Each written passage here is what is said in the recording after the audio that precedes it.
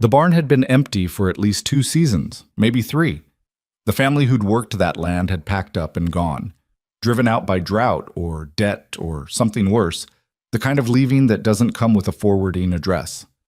What remained was a structure that was more suggestion than shelter, a leaning wall of weathered pine on the north side, a partial roof that kept off maybe half the snow, and a dirt floor that had absorbed so many years of animal heat it almost retained the memory of warmth. Almost. Eliza had found it 4 days ago, after the boarding house on Crane Street had turned them away. Mrs. Pruitt, who ran that boarding house, had not been unkind about it. That was almost worse. The apologetic tilt of her head, the way she'd looked at the children before looking back at Eliza, the careful softness in her voice when she'd explained that she simply couldn't extend credit any further, that the room had already been promised to a trapper coming down from the northern passes, that she was sorry, truly she was. Eliza had nodded and thanked her and walked her children back out into the cold without letting her face do anything that might frighten them. She was 31 years old and she had no idea what she was going to do. Thomas had been gone for 6 weeks. 6 weeks since the foreman at the Ridgeline mine had come to the door of their rented room with his hat in his hands and a look on his face that Eliza recognized immediately, the look that men wear when they're carrying news that can't be softened no matter how careful they are with the words. A tunnel collapse. 17 men, no survivors. We're sorry for your loss, Mrs. Hartwell. We'll have his final wages sent over. The final wages had covered 2 weeks of rent and a small amount of food. After that, Eliza had sold Thomas's tools, his spare coat, and the pocket watch his father had left him, the one he'd carried every day since they'd crossed into the territory 3 years ago, full of plans and certainty.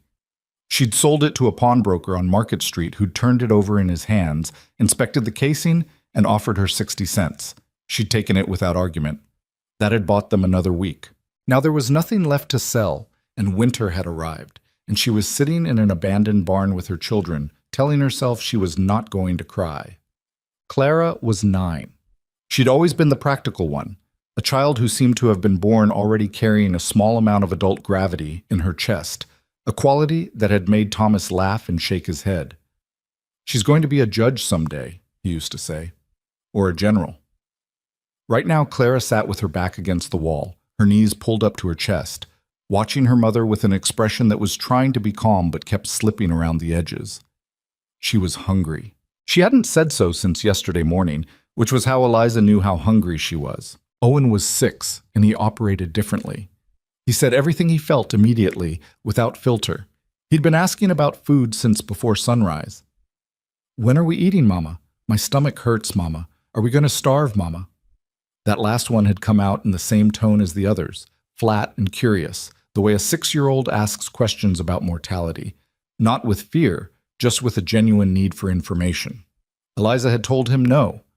They were not going to starve. She'd said it with enough certainty that he'd accepted it, tucked himself against Clara's side, and fallen asleep around midday. The baby, Hannah, 8 months old, had barely made a sound in 2 days.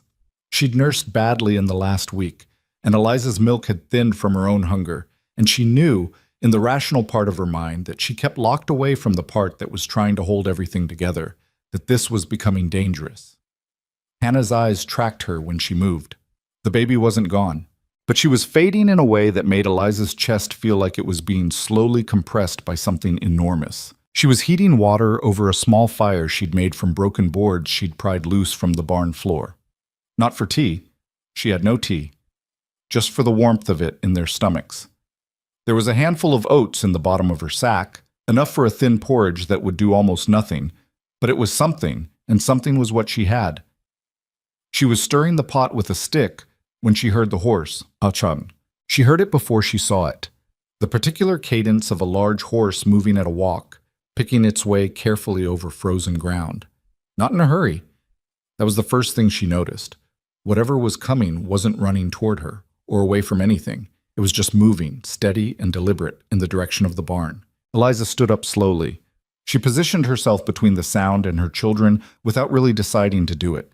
Just found herself there, the stick still in her hand, her heart going faster than she wanted it to. The man who appeared in the gap where the barn door had once hung was big. That was the first impression, and it held up as he dismounted, broad through the shoulders, over 6 feet, wearing a coat that had seen hard use and a hat pushed back on his head in a way that suggested he wasn't trying to look at anything in particular. He had a few days of beard going gray at the jaw. His eyes, when he saw her, went still. Not surprised exactly, more like a man who's found something unexpected and is deciding what to make of it. He looked at the fire. He looked at the children. He looked at the pot on the fire. Then he looked back at Eliza. She tightened her grip on the stick and said nothing. "You're on my land," he said. His voice was flat, not aggressive, just information. "I didn't know," Eliza said. "We'll go." He didn't move. Where? She didn't have an answer to that, and he seemed to know it because he didn't wait for one. He looked around the barn slowly, taking in the situation with the kind of unhurried thoroughness that irritated her even as she recognized there was nothing threatening in it. He was just looking. "How long you been here?" he asked.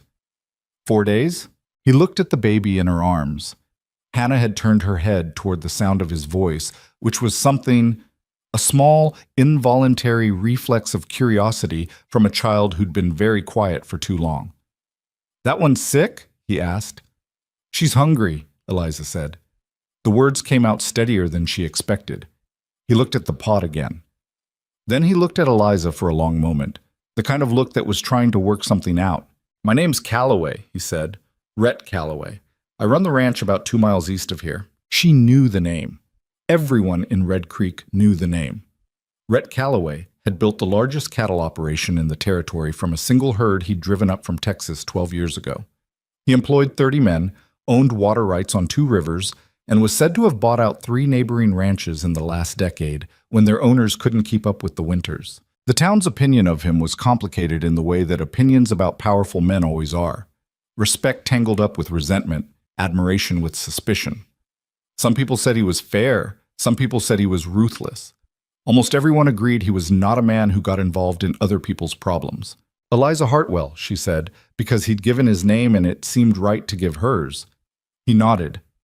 He looked at the children again, and something moved across his face. Not pity, not quite. Something more complicated than pity. "You got family somewhere?" he asked. "Anyone who can come get you?" "No." "Husband?" She held his eyes. "He died 6 weeks ago. Mine collapse." Calloway was quiet for a moment. "Ridgeline?" "Yes." He took his hat off, looked at it for a second, put it back on. It was such a small human gesture, the kind of thing a person does when they don't know what to do with their hands, that it caught her off guard. "It's going to get down to 20 below tonight," he said. "Maybe colder." "I know." "You can't stay here." "I'm aware of that." The edge in her voice came out before she could smooth it back down, and she didn't particularly try to. She was tired and frightened, and she did not need a man she didn't know explaining the cold to her. He absorbed it without flinching. "I've got a bunkhouse," he said. "It's heated. Got a room off the back that's separate from the hands' quarters. You and the children could use it until you figure out what's next." She stared at him. "I'm not looking for anything from you," he said, and his voice was so matter-of-fact about it that she believed him, which she hadn't expected to. "You've got a baby who looks like she needs to be warm. That's all I'm dealing with right now." Eliza looked at Clara, who was watching the man very carefully with those serious dark eyes. She looked at Owen, still asleep against the wall. She looked at Hannah, who had closed her eyes again. "Why?" she asked. Calloway seemed to consider the question honestly. "Because it's the right thing," he said. "And I don't do many right things anymore. Might as well do this one." They left the barn as the last gray light drained out of the sky. Calloway tied his horse to a fence post outside and carried Owen, still half asleep, across the frozen ground without being asked. Owen woke up enough to peer at the stranger carrying him, decided this was acceptable, and tucked his head against the man's shoulder. Clara walked beside Eliza, carrying the flour sack, saying nothing. Eliza carried Hannah and the pot and tried not to think too carefully about what she was doing. The bunkhouse was a long, low building set behind the main house. The main house being something she hadn't expected. A 2-story structure with a covered porch and lamplight visible in the lower windows. Solid and weathered, but clearly built to last. The bunkhouse had a wood stove at one end that was already going, heat rolling off it in waves that made Eliza's eyes sting. She hadn't realized how cold she'd gotten until she wasn't cold anymore. The room off the back was small. A narrow bed, a cot, a wash basin, a chair. Clean, though. Someone kept it clean. Calloway set Owen down on the cot, and the boy burrowed into the blankets like something returning to its natural habitat. He looked at Eliza. "I'll have Marta bring something over. She cooks for the house." "I don't need charity," Eliza said, and immediately felt the absurdity of saying it, standing in his bunkhouse, her baby half-starved in her arms. "I know you don't," Calloway said. He wasn't even slightly rattled by it. "She'll bring food anyway. You can be offended about it tomorrow." He left before she could respond to that. Marta turned out to be a wide, solid woman of about 50, with a face like weathered sandstone, and hands that moved with the efficiency of someone who'd been feeding large groups of people for many years. She arrived 20 minutes later carrying a pot of something that smelled so good that Eliza had to actively brace herself against it. The smell of actual food, real food, broth with meat and root vegetables. A smell that reached into some animal part of her and made her knees feel strange. Clara made a sound she immediately tried to suppress. Marta looked at her, set the pot on the wood stove to stay warm, and said, without any ceremony at all, "Sit down, both of you. Bowls on the shelf." "Thank you," Eliza said. "Don't thank me," Marta said. She was already looking at Hannah, who Eliza had settled onto the bed. "That baby needs a wet nurse or a bottle tonight. You got milk?" "Some," Eliza said. "It's been thin." Marta made a sound that wasn't quite a grunt and wasn't quite a word. "I'll bring goat's milk in the morning. Warm it up and give it to her slow. She'll take it." She said this the way a person states a fact, not a hope. After Marta left, Eliza fed the children, Clara with a focus that was heartbreaking to watch, Owen with the cheerful determination of a child eating his way back to being himself, and then nursed Hannah as best she could. And when everyone was settled and the room had gone quiet except for the crackling of the stove, she sat in the chair and stared at the ceiling and tried to work out what she'd gotten herself into. She'd heard things about Rhett Calloway. Everyone had. He'd bought out the Kaysen place 3 years ago when Jeb Kaysen got into debt. He couldn't escape. People said he'd paid a fair price.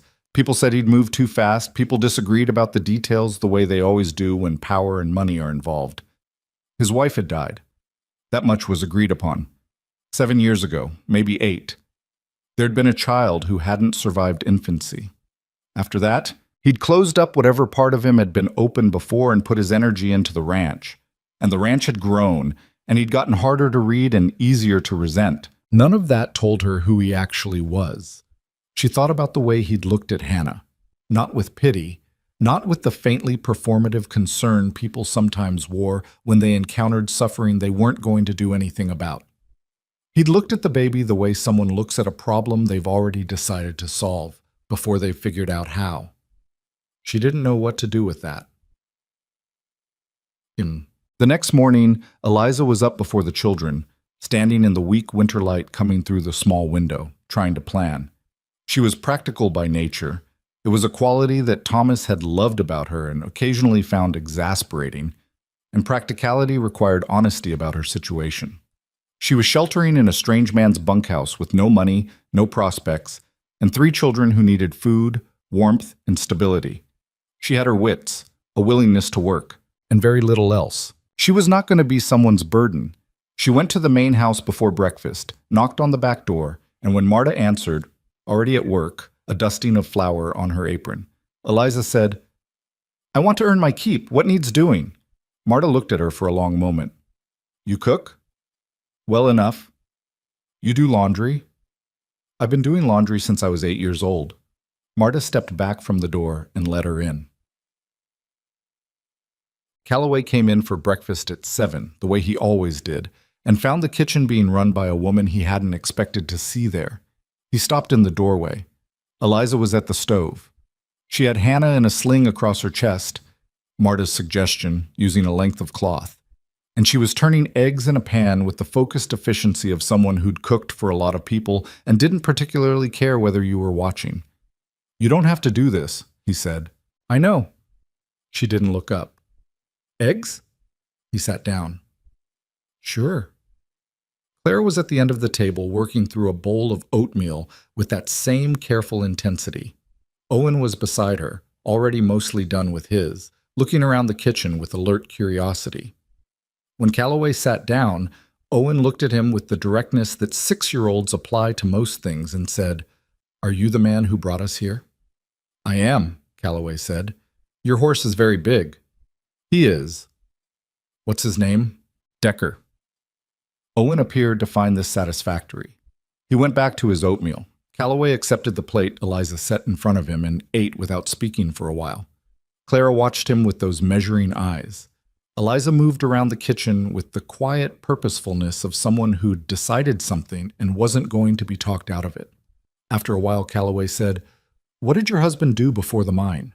Eliza was quiet for a moment. "Farming, back east, Ohio.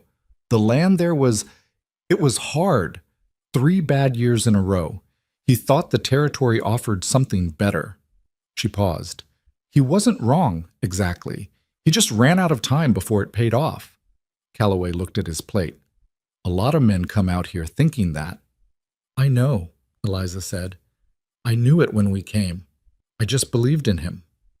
Something in the kitchen shifted slightly, a subtle change in the air. "That's not a bad reason," Calloway said. She looked at him then, directly, for the first time since the morning had started. He met her eyes for just a second before looking back at his coffee. The days developed their own shape. Eliza worked. She cooked alongside Marta, did the household laundry, mended the ranch hand's shirts and trousers when the pile got ahead of Marta's patience. Clara helped with Hannah, and sometimes with the lighter indoor chores, displaying a competence beyond her years that made Marta approve of her within the first 2 days. Owen attached himself to the periphery of ranch life with an enthusiasm that nobody quite had the heart to discourage, appearing at the barn in the mornings, watching the hands work, asking the kind of relentless questions that 6-year-olds produce, mostly about horses. Calloway's men were careful around Eliza, polite in the way that men are when the situation calls for it, and someone with authority has made the expectations clear without actually saying anything. She was aware that there would be talk in town. She was aware that it had probably already started. She told herself she couldn't afford to care about that, which was only partially true. What she hadn't anticipated was Calloway himself. He was not an easy man to know. That much was obvious from the first week. He ran his ranch with the kind of competence that came from a decade of solving hard problems with limited resources, and he managed his people with a directness that left no room for confusion about what he expected, but also no particular cruelty. He worked alongside his men. She saw that, the foreman's deference whenever Calloway picked up a tool alongside the others. He didn't perform authority. He just had it, but there were cracks in it, if you paid attention. And Eliza paid attention. She caught him more than once standing at the window of the main house in the evening, looking out at nothing in particular.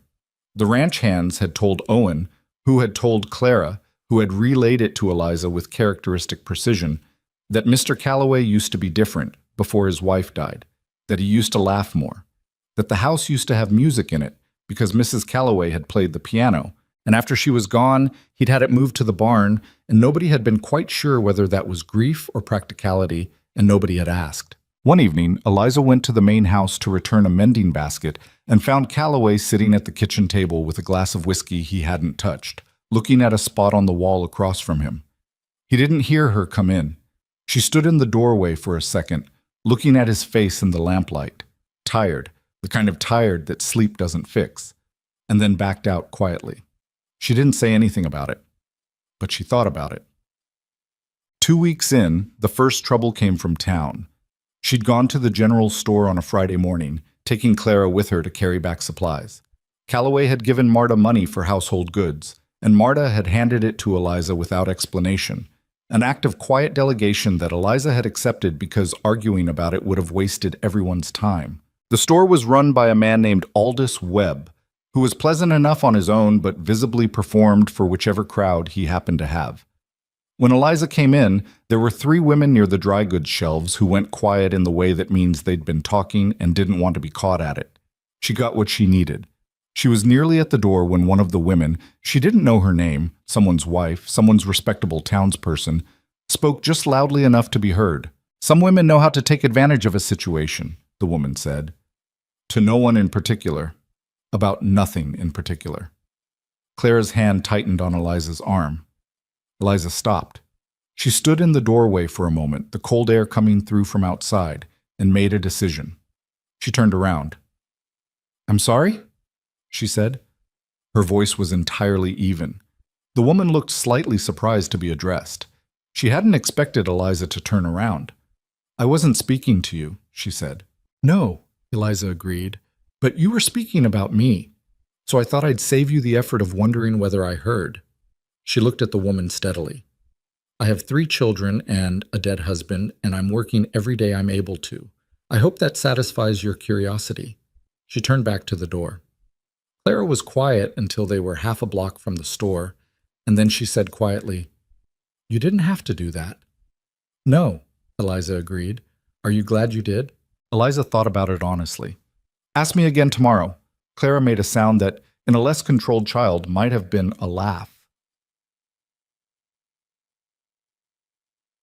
She told Calloway that evening, not because she'd planned to, but because they'd fallen into the habit of talking in the evenings sometimes.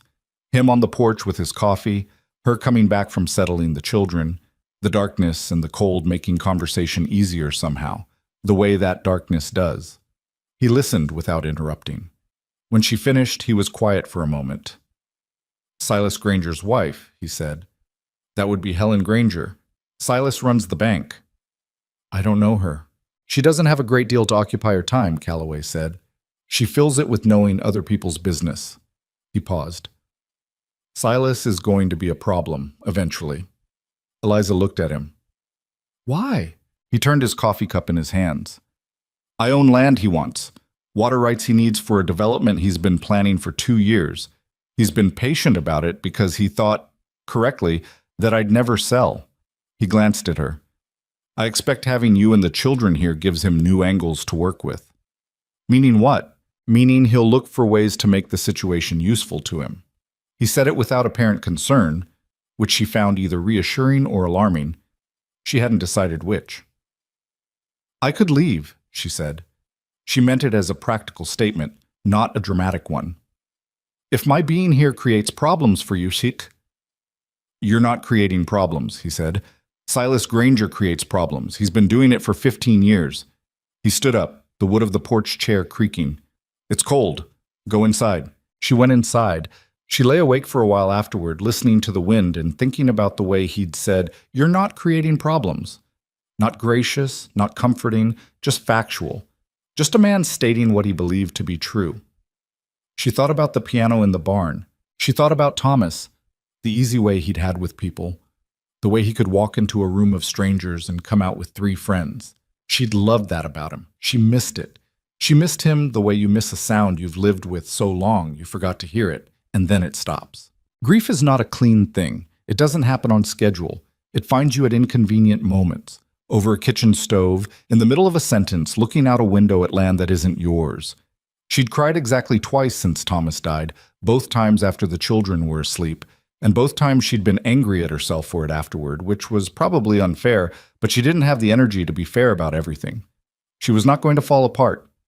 She was not going to fall apart. Outside, the wind moved across the Montana plain with a sound like water, and the temperature kept dropping, and somewhere in the main house across the yard, a lamp burned in a window until well past midnight.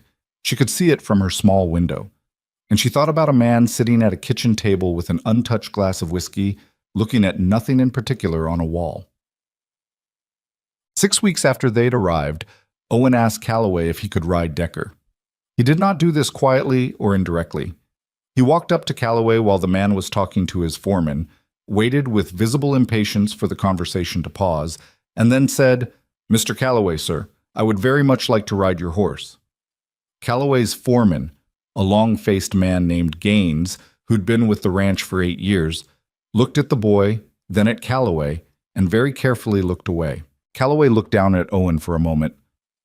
"How old are you?" he said. 6 3/4, Owen said. He'd recently started including the quarters. "Have you ridden before?" "A little. Our horse back in Ohio was called Mabel. She was very old and she was slow, but I liked her." Calloway thought about this. "Decker's not like Mabel," he said. "He's not a horse for beginners." Owen's face did something complicated, not quite a frown, not quite disappointment, more like a person recalculating. "Could you teach me on a different horse first?" he said. "And then Decker?"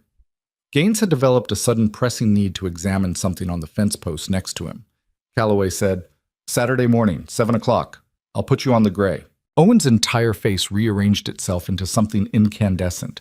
He said, "Thank you, Mr. Calloway," and then ran back toward the bunkhouse at full speed, presumably to inform Clara of this development. Calloway watched him go. Then he said to Gaines, without particular inflection, "Don't say anything." "Wasn't going to say a word," Gaines said. The riding lesson happened as promised. Eliza watched from the fence, Hannah in her arms, Clara beside her. Calloway had put Owen on a steady gray mare named Pearl, who was approximately as likely to bolt as a fence post, and was walking him through the basics with a patience that surprised her. Patient in the technical sense, not warm, but thorough. He showed Owen where to put his hands, how to sit, how to use his legs. He corrected him without making the correction feel like a failure. When Owen got something right, Calloway didn't praise him extravagantly, just said good, and moved to the next thing, which Owen seemed to respond to better than he might have to more obvious encouragement. "He's good with him," Clara said quietly. "Yes," Eliza agreed. Clara was quiet for a moment. "Do you think he's lonely?" Eliza looked at her daughter. Those serious dark eyes, that face that carried more than it should at 9 years old. "I don't know," she said honestly. "I think he is," Clara said. "He reminds me of the way Papa was that winter in Ohio, when the second crop failed, before he decided about coming west." She paused. "Except Papa had us." Eliza didn't say anything. She held Hannah a little tighter. Out in the corral, Calloway had one hand on Pearl's bridle and was telling Owen something. She was too far away to hear the words, but Owen was listening with his whole body, the focused attention he got when he found something genuinely interesting. Calloway's voice was low. His hand was steady on the horse's neck. She thought, he's done this before. Not with someone else's child, but with someone. He knows how. She thought about the son he'd lost. She thought, stop thinking about that. Winter dug in hard that year, harder than anyone in Red Creek had anticipated. 3 feet of snow fell in January, then another 2 in February. The rivers froze solid. 2 of the smaller ranches to the north lost a quarter of their cattle. The road into town was passable only in the mornings, before the drifts reformed. At the Calloway Ranch, they managed. The cattle operation was large enough to absorb losses that would have broken smaller outfits, and Calloway had been doing this long enough to know what a bad winter required. Additional feed stores, horses rotated through the barn in shifts, hands working extended hours with extra pay. It was hard, sustained work, and it pulled everyone on the ranch into its rhythm. Eliza worked harder than she'd let herself think she could. She and Marta kept the household running, food for 15 men 3 times a day, warmth maintained, the endless supply of hot coffee that kept the hands functional during the long cold hours.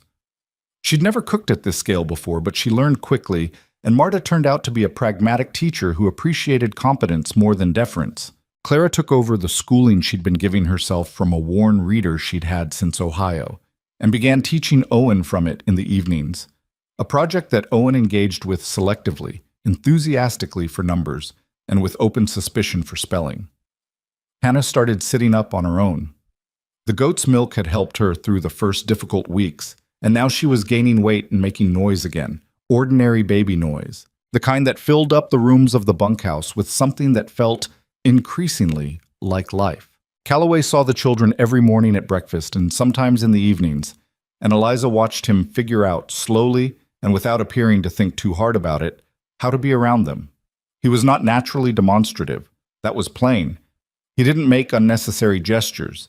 He didn't speak to them the way adults sometimes speak to children, in a register of exaggerated warmth that children see through immediately. He spoke to them the way he spoke to everyone else, directly, without much decoration. Owen loved this. Owen would talk at length about horses, or about the snow, or about a rabbit he'd seen near the fence, and Calloway would listen and sometimes ask a question that was so clearly genuine, not a performance of interest but actual curiosity, that Owen would stop mid-sentence to think about how to answer it properly. Clara was slower to open up, but that wasn't surprising. Clara had always been slower to open up. She watched first. She decided later. The night she asked Calloway if she could borrow a book from his study was the night Eliza understood that her daughter had made a decision. Calloway had looked at her with something she could only call respect, not the adult-to-child version, the real kind, and said, "What do you like to read?" "Anything that isn't simplified," Clara said. He'd almost smiled. "Come look." Eliza had stood in the hallway and listened to her 9-year-old daughter and a 50-year-old rancher discuss the merits of different books with the particular seriousness of two people who both take reading seriously, and felt something shift inside her chest that she didn't immediately have a name for. It was on a Wednesday evening in late February, about 2 months after they'd arrived, that Calloway said something that stopped her mid-motion. She'd been clearing the table after the evening meal. The hands ate in the bunkhouse, but Calloway had fallen into the habit of eating at the main house kitchen table, which meant Eliza and sometimes the children were there. And he'd been quiet for a while, in that particular way he had when he was working something out. Then he said, "This house hasn't felt like a house in a long time." She stopped with a plate in her hand. He wasn't looking at her. He was looking at the middle distance above the table, the way he did when he said things he'd been keeping to himself. "I mean that as a fact," he said, "not a complaint. I don't know how to—" He stopped. Started again. "I've been good at running a ranch. I've been considerably less good at the rest of it." Eliza set the plate down carefully. "What's the rest of it?" He looked at her then. His eyes were tired in that deep way she'd come to recognize. Not sleepiness, but the accumulated weight of years of being alone with his own thoughts. "Being a person," he said, "not just an operation." She didn't know what to say to that. She stood there looking at him, and he looked back at her, and the lamp between them made the kitchen small and close. "You're doing all right," she said, finally. It came out quieter than she'd intended. He looked at her for another moment. Then he picked up his coffee cup and looked away. "Get some rest," he said. "Marta says the new milk cow's coming tomorrow, and she's going to need help in the morning." Eliza picked up the plate and finished clearing the table. She went back to the bunkhouse and sat in the chair for a long time, not doing anything in particular, just sitting in the dark while the children slept and the stove clicked and settled, and thinking about the way a man can carry grief like a stone in his chest for 7 years, so long that he forgets it's not supposed to be there, forgets there's a version of himself that walked lighter. She wasn't going to fix that. It wasn't her job to fix that. She was very clear about that. But she couldn't stop thinking about it. Outside, the Montana winter held everything in its grip. The sky full of stars so cold and distant they looked like chips of ice. And somewhere across the yard, a lamp burned in a window longer than necessary, as if the person inside it wasn't quite ready to let the day end. The milk cow arrived on a Thursday morning and turned out to be considerably more trouble than anyone had advertised. Her name, according to the man who'd sold her, was Bess. What he hadn't mentioned was that Bess had strong opinions about strangers, about cold weather, and about the particular smell of the Calloway barn, which she expressed by refusing to enter it for the better part of an hour, while 3 ranch hands stood around her in various configurations of ineffectual persuasion. Gaines tried leading her from the front. A hand named Burke tried pushing from behind. Another man whose name Eliza hadn't learned yet tried standing to the side, making what he apparently believed were calming noises. Bess was not calmed. Marta stood in the barn doorway with her arms crossed, watching this with the expression of a woman who had seen too much of the world to be surprised by any of it. "She needs a woman," Marta said, to no one in particular. Eliza handed Hannah to Clara and walked over to the cow. She put her hand on the animal's neck, not grabbing, just resting it there, and spoke quietly for a moment. Nothing remarkable, just the kind of low, unhurried talk that works on animals and small children, and sometimes on adults, if you catch them at the right moment. Bess turned her head and looked at Eliza with one enormous brown eye. Then she walked into the barn. The 3 ranch hands watched this happen. Burke said, "Well." Gaines glanced at the barn door where Calloway had appeared at some point during the proceedings, leaning against the frame with his coffee.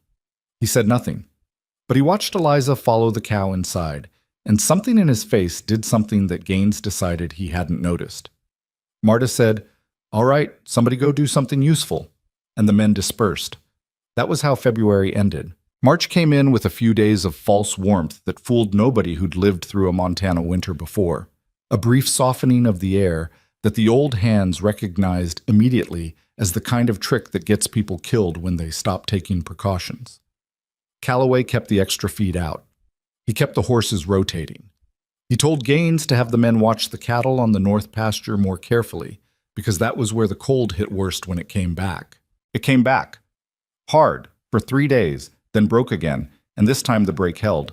The snow began to pull back from the south-facing slopes in thin strips, like a slow retreat, and the creek that ran along the eastern edge of Calloway's land started moving again under its ice, which you could hear at certain times of day, a low, determined sound, water insisting on itself.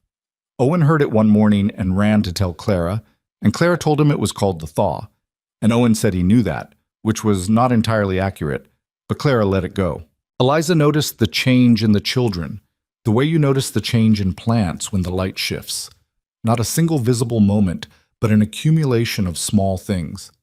Owen laughed more, the genuine laugh, not the one he'd been producing during the worst of the winter to keep from frightening his mother. Clara began using the future tense more readily, saying things like when it's warm enough and in the spring, phrases she'd been careful about before, as if she hadn't trusted the spring to actually come. Hannah pulled herself to standing for the first time, holding onto the leg of the kitchen table, looked at the room from this new vantage point with an expression of profound self-satisfaction, and then sat down hard on the floor and looked equally surprised about that. Eliza picked her up and held her close and laughed. A real laugh, the kind that comes from somewhere you forgot was there, and Marta, watching from across the kitchen, looked away and found something that needed wiping down on the counter. That was the afternoon Eliza let herself think, for the first time, that they might actually be all right. She didn't linger on the thought. She'd learned not to linger on things that might not hold. But it was there, briefly, like a window opening in a room that had been sealed too long. The talk in town, meanwhile, had not gotten quieter. She was aware of it the way you're aware of weather. You can't do anything about. A pressure in the air when she went to the general store. Glances from people she didn't know well enough to read. Mrs. Helen Granger, she'd learned, was not the only source of it. There were others, the wives of men who did business with the bank, who did business with Victor Crow's operation. Crow ran the second-largest ranch in the territory, adjacent to Calloway's land on the western side, and he and Calloway had a history that people referenced obliquely, in the way of a long-standing tension that didn't need to be explained to anyone who'd been around long enough. She'd asked Marta about Crow one morning, keeping her voice conversational, the way you do when you don't want to seem like you're asking. Marta had been rolling dough and didn't stop. Victor Crow, she said, has been trying to get Rhett's water rights for 6 years. Every time they go to negotiate, Rhett won't sell and Crow can't force him. So Crow goes away and thinks of another angle. She pressed her knuckles into the dough. He's a patient man, which is worse than an impatient one. What does he want the water rights for? He wants to expand north, needs the river access to do it. Without Rhett's rights, his cattle can't make the drive to the northern range. She paused. That's a lot of money he's not making. Eliza absorbed this. And the bank? Silas Granger? Marta glanced at her for the first time. You've been paying attention. I pay attention to things that might affect the people I'm living with. Marta looked at her for a moment, then went back to her dough. Granger has been carrying Crow's loans for 3 years. Development loans, expansion capital. If Crow can't expand north, Crow can't repay, and Granger's got a problem, so Granger wants what Crow wants. She said it flat, matter of fact, as if this were simple arithmetic, which it was. They've been patient because they didn't see an opening. Now, she stopped. Now they see one, Eliza said. Marta didn't answer, which was itself an answer. Eliza finished chopping the carrots she'd been working on and didn't say anything else. But she thought about it. She thought about the way that men who want something will wait and wait and wait, and then move the moment they think circumstances have shifted in their favor. She thought about what Calloway had said on the porch in February about Granger looking for new angles. She thought, I need to not be a liability to this man. The problem was that she couldn't figure out how to accomplish that without leaving, and she didn't have anywhere to go. That night at dinner, it had become ordinary somehow. The 4 of them, and sometimes Marta at the kitchen table in the main house. The children doing the unself-conscious thing children do when they start to feel safe somewhere, which is act like they've always been there. Calloway said, with no particular preamble. I spoke to a man in town about a teaching position. Eliza looked up. What? The school teacher they had last year left in December. The county's been looking for someone. I mentioned that there was a woman at my ranch who might be interested. He looked at her steadily. You went to school yourself, more than most out here. I went through to 16, she said. It had been a point of considerable family sacrifice. Her father had made sure she knew. That's not a formal qualification. Out here it is. They don't have the luxury of formal. He cut a piece of meat and ate it and then said, I thought you should know it exists, not telling you what to do. She thought about it. She looked at Clara, who was very carefully not appearing to listen. It would help, she said carefully, if I were less... She tried to find the word that wasn't burden. Less dependent on your generosity. My generosity has been well repaid, Calloway said. Marta told me last week that you've done more work in the last 2 months than the woman she had helping before did in a year. He said it without emphasis, just reporting. Marta said that? She did. She also said you oversalt the soup, but she says that about everyone. Clara made the sound that was almost a laugh again. Owen looked up from his plate at the word soup, and then finding no soup in evidence, went back to his meal. Eliza looked at Calloway. He was eating his dinner with the focused practicality he brought to most things, not making a performance of the offer he'd just extended, not waiting for gratitude, just having said a thing and moving on. I'll think about it, she said. He nodded. That was the end of it. But she didn't stop thinking about it. She thought about it that night and the next morning, and while she was helping Marta with the bread, and while she was sitting with Hannah in the afternoon light that was starting to have some warmth in it again. She thought about the word independent and what it would feel like to have income, actual income, enough to begin building something of her own again. She thought about Clara in that borrowed schoolroom with real books. She thought about what it meant that Rhett Calloway had gone to town and spoken to someone about this without being asked. And what kind of man does that? And whether she was allowed to find that significant. She told herself no. She wasn't allowed to find it significant. He was a practical man who saw a practical solution to a practical problem. That was all. She was aware that she was telling herself this with a degree of emphasis that suggested she didn't quite believe it. She took the teaching position. The schoolhouse was a single room at the east end of Red Creek's main street, with a wood stove, 16 desks of varying sizes, and windows that let in a remarkable amount of wind. The county offered a wage that was modest but real. She started on a Monday in late March, with Clara and Owen in the front row and 12 other children ranging from 5 to 13 arranged behind them, looking at her with the wary curiosity that children reserve for new authority figures. She'd been nervous in the morning. She hadn't said so.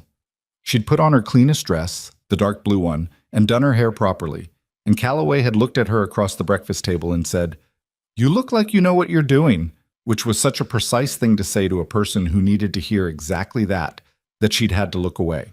By the second hour of that first day, she remembered that she was actually good at this. She'd always been good at explaining things. She found the gaps in the children's understanding with the efficient precision of someone who'd been doing it informally for years, teaching her own children, teaching Thomas to read better than he had when they'd married. She reorganized the older students into helping with the younger ones, which gave the older ones ownership and reduced the chaos of trying to manage 6 teenagers at once. By noon, she had something that resembled order. By Friday, she had something that resembled a classroom. Calloway asked her, that Friday evening on the porch, how it had gone. "Harder than I expected," she said. "Better than I expected." He seemed satisfied with that answer. "The alderman boy giving you trouble?" "He's giving everyone trouble. He gave the last teacher trouble. He gave his mother trouble this morning when she dropped him off." She paused. "He's bored. He already knows more than I'm teaching his age group. I'm going to move him up." Calloway thought about that. "His father won't like it." "His father's an idiot," she said, and then stopped because she'd said it without thinking, and it wasn't the kind of thing she typically said out loud. Calloway looked at her for a moment. Then he said, "No, he is. The boy takes after his grandfather, who was a decent man. He'll be fine." She looked at him. "You know every family in this county. I've been here 12 years. You learn." He was quiet for a moment. "I didn't, at first. I kept to myself, mostly. Thought the ranch was enough." "Is it?" He turned his cup around in his hands. The evening was cool, but not cold. The first evening in months that could honestly be called cool rather than brutal.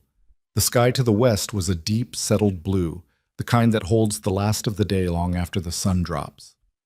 It was enough to keep me occupied, he said. That's different from being enough. She didn't say anything to that. Sometimes the right response to a thing is just to let it be said. They sat there a while, him with his coffee, her with the silence, and the spring evening settled in around them with no particular drama, just the ordinary sound of wind in the grass and somewhere the creek moving faster, now that it was properly free of ice, pushing toward whatever came next. It was around this time that Owen started calling him Mr. Rhett. It wasn't deliberate. It didn't seem to be anyway. It happened one morning when Owen was asking about something to do with the cattle and said, "Mr. Rhett, why do they—" and then just kept going without appearing to notice he'd done anything, because at 6 3/4 you don't analyze your own language. You just use it. Eliza noticed. She watched to see how Calloway would react. He answered Owen's question about the cattle. He didn't correct the name. He didn't make anything of it. He just called the boy Owen, the way he always had, and moved on. Clara took longer. Clara took almost until April. What pushed her over was a Thursday afternoon when Eliza had stayed late at the school to work with 2 students who were falling behind on their numbers, and Calloway, who had come into town for a meeting at the land office, happened to find Clara and Owen waiting outside the schoolhouse. Owen getting bored and beginning to range dangerously in the direction of a puddle, Clara keeping one eye on him with the steady vigilance of a child who's been doing it a long time. He'd said, apparently, "You want to ride back?" And Clara had looked at him with those measuring eyes and said, "Yes, please." And they'd ridden back together, Owen in front of Calloway on Decker, Clara on Pearl, who she'd learned to handle with an ease that had surprised everyone, including herself. When Eliza came home that evening, Owen immediately told her about this at considerable length. Clara said nothing about it at all, which was how Eliza knew it had mattered. That was the evening Clara, helping clear the kitchen after dinner, said Mr. Rhett, without thinking about it, and then looked slightly surprised at herself, and then didn't correct it. Calloway was at the table with his coffee and a ledger he'd been working through. He didn't look up from the ledger, but the corner of his mouth moved in a way Eliza had learned, over months, to recognize as the thing he did instead of smiling when he thought no one was looking. She looked away before he could see her looking. It was a strange thing, building something. Not a plan. She hadn't planned any of it, but watching something take shape that you hadn't organized, that had organized itself from the material of daily life. The meals, the mornings, the evenings on the porch. Owen's writing lessons, which had expanded to include Clara, who turned out to have a natural balance that Calloway said, bluntly, was better than most hands he'd hired. The evenings when Clara borrowed books and read by the lamp while Calloway worked on his accounts, and Eliza graded papers, and Owen fell asleep in the big chair and had to be carried to bed. Domestic was the word. It was domestic. She hadn't had domestic in 8 months. She hadn't had it, she realized, in longer than that. Thomas had been good and she'd loved him, but the last years in Ohio and the years in the territory had been survival more than anything else. Always the next problem, the next hard winter, the next thing that needed more money than they had. She'd forgotten what it felt like to sit in a warm room with people she'd come to know and feel, if not entirely safe, then at least not entirely alone. She was aware of the danger in that. She was aware that she was sitting in a man's house, eating at his table, living on his land, teaching at a position he'd arranged. She was aware that the town was already making a story out of it, and that the story the town was making was not particularly charitable. And she was aware, she made herself be aware, that Rhett Calloway was a man with his own grief, his own damage, and that he did not need her projecting things onto him that he hadn't offered. But she also couldn't keep pretending she didn't see the person he was, the thoroughness of his care for his land and his people. The way he spoke to Owen, the way he'd gone to town without saying anything and arranged a job for her, not to keep her dependent, but specifically to give her the opposite. The fact that he'd never, not once, made her feel like a charity case, which was a harder thing to manage than most people would think. One evening, in early April, she came into the kitchen for a glass of water and found him at the back door looking out at the dark, still in his coat. The lamp on the table was the only light. She could see his reflection faintly in the window glass. "You should sleep," she said. It came out more direct than she'd planned, but she'd said it now. He was quiet for a moment. "I used to sleep fine," he said. Before? She didn't ask him what before meant. They both knew what before meant. The nights are long when your head won't quit, she said. How do you manage it? She thought about Thomas, about the weight of things she hadn't resolved yet, the things she still caught herself starting to say to him before she remembered. I don't, some nights, she said. I just wait for the morning. He turned from the window. In the lamp's light, he looked older and also somehow more honest than he did in daylight, less defended, the way people get when they're tired and the guards are down. Your husband, he said. Not a question exactly. Yes. You loved him. Yes. She paused. He wasn't perfect.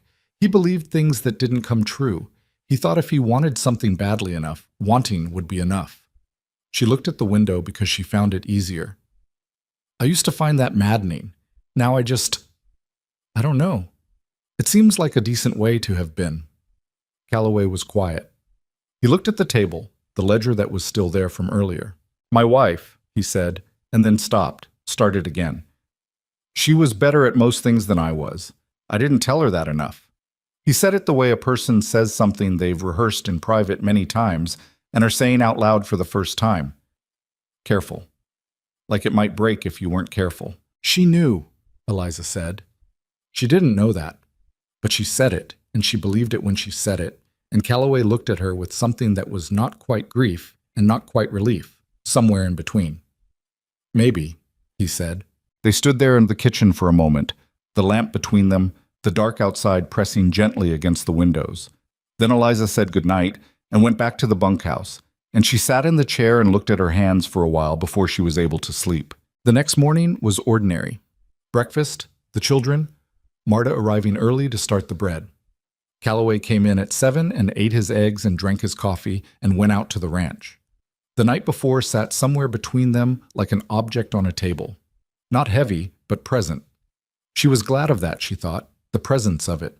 The trouble that had been building in the background of everything made itself more concrete in the middle of April when a man named Cotter came to see Calloway. Eliza didn't know Cotter, but she knew the type. A man hired to carry messages that the sender didn't want attached to their name. He arrived at the ranch on a Tuesday afternoon, spoke to Calloway privately in the study, and left within 20 minutes. Calloway came into the kitchen afterward and stood at the counter for a moment with his back to the room, which was something he never did. Marta looked at Eliza. Eliza looked at Calloway. What was that? Eliza said. He turned around. His face was composed, the way it went when he was managing something. Granger is putting together a petition. He says he has concerns about my... He said the next word with a flatness that was its own commentary. Mental fitness. To manage the ranch. To make legal decisions. The kitchen went very quiet. On what grounds? Eliza said. On the grounds that I've allowed a widow woman and 3 children to live on my property for 3 months, which he's characterizing as evidence of another flat pause. Irrationality, poor judgment, possibly something more. Marta's hands had gone still on the counter. Clara, who had come in for a book and was in the doorway, stood absolutely still. He can't do that, Eliza said. She heard the word come out more sharply than she'd intended. He's going to try, Calloway said. He wasn't alarmed exactly. She'd come to understand that he processed threats the way he processed bad weather, not with denial, not with panic, but with a kind of cold, systematic assessment of what the problem required. Crow is behind it. He always is. Granger's the mechanism. He's been waiting for something he could use, and apparently, he looked at her, not with accusation, just with the directness he applied to all facts. He's decided this is it. Eliza held his eyes. I should leave, she said. No. He said it immediately, without deliberation, which surprised her into silence. Rhett. She used his name for the first time without the mister, without thinking about it. If my being here is what they're using, then leaving won't stop them, he said. They'll use something else. They've been looking for an angle for 6 years. If you go, they find another. He reached for his coffee cup, seemed to remember it was empty, set it down. I'm not running them off my land by retreating. That's not how this works. She looked at him. He was 50 years old, possibly, and he'd been building this ranch since he was in his late 30s, and he'd held it through droughts and hard winters, and the death of his wife and the death of his son, and the particular loneliness of a man who's good at work and worse at everything else. He was not a person who folded when someone applied pressure. She found that she was not surprised by this. She was something else, something she didn't examine too closely. "All right," she said. "Then what do we do?" He looked at her for a moment. Though we had registered, she could see it. And then he said, "We find out exactly what he's planning, and we get ahead of it." Clara, in the doorway, had been listening with her whole body. When Eliza looked at her, she didn't pretend she hadn't been. "What do you need?" Clara said. Calloway looked at the 9-year-old standing in his kitchen doorway, composed and direct and clearly prepared to be useful. "I'll let you know," he said. He said it seriously, not condescendingly, as if she'd asked a legitimate question and deserved a legitimate answer. Clara nodded and went to find her book. Marta waited until the door closed behind her and then said, without looking up from the bread she'd resumed working, "That man, Cotter, works for the post office. Anybody who wants to know what letters are moving between Granger and the county courthouse just needs to know the right questions to ask." Calloway said, "Marta." "I'm just saying," she said. He looked at her. Something moved across his face that might have been, in another man, affection. "I'll look into it," he said. That night, Eliza lay on her bed in the bunkhouse with Hannah asleep against her side and Owen making the small, effortless sounds of a child who sleeps like he does everything else. Completely. And she stared at the ceiling and felt the situation arrange itself around her in a way that she couldn't quite name.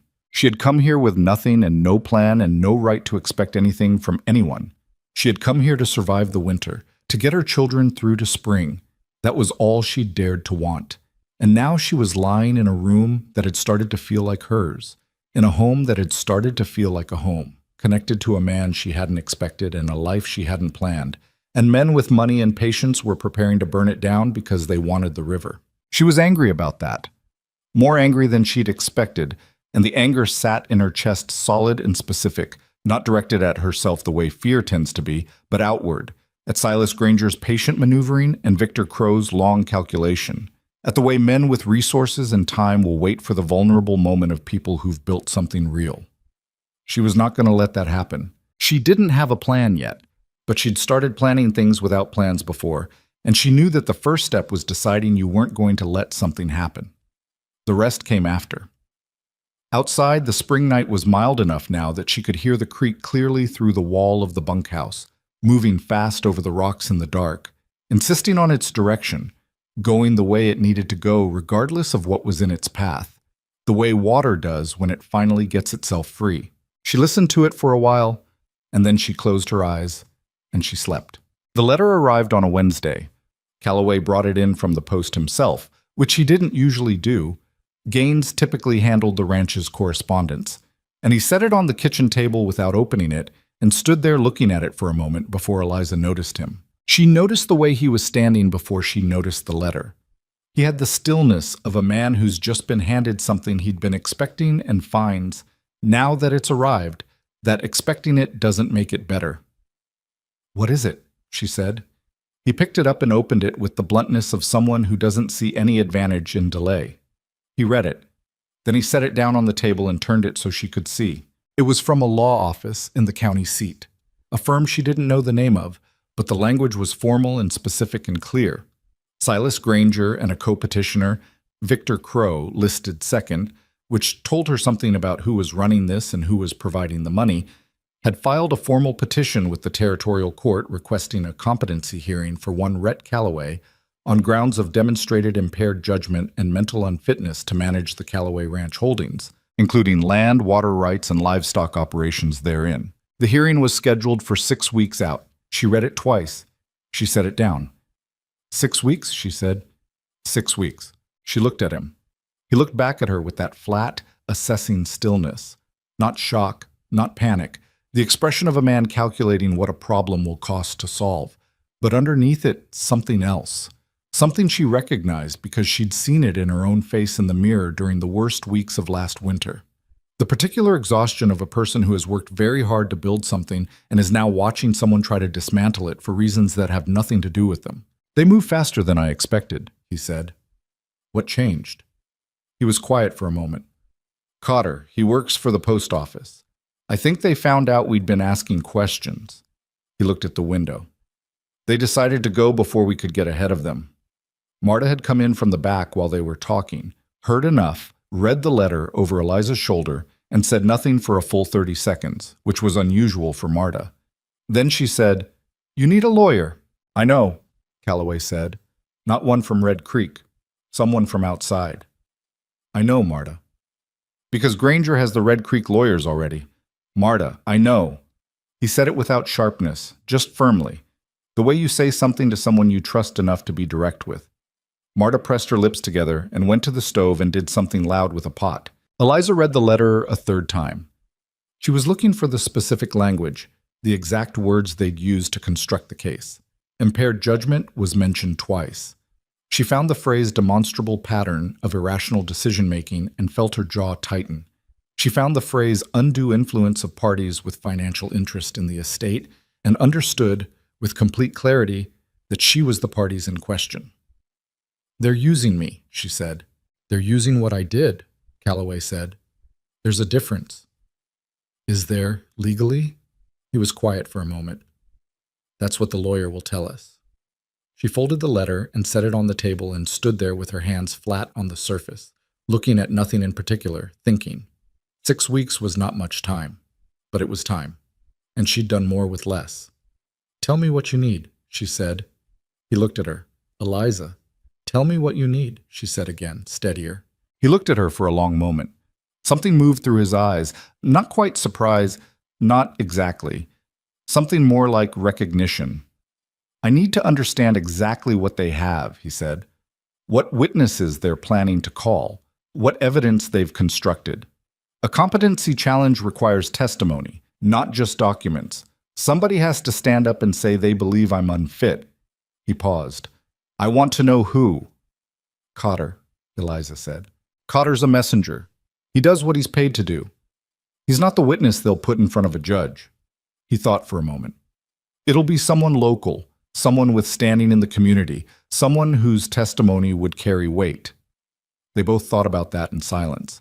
Then Eliza said, "Webb?" Calloway looked at her. "Aldous Webb. The store. He hears everything that comes through that store. He's careful about which way the wind is blowing before he says anything." She paused. "He's also been extended credit by Granger's bank. I heard him talking about it last month with a man from the hardware store." Calloway was quiet for a moment.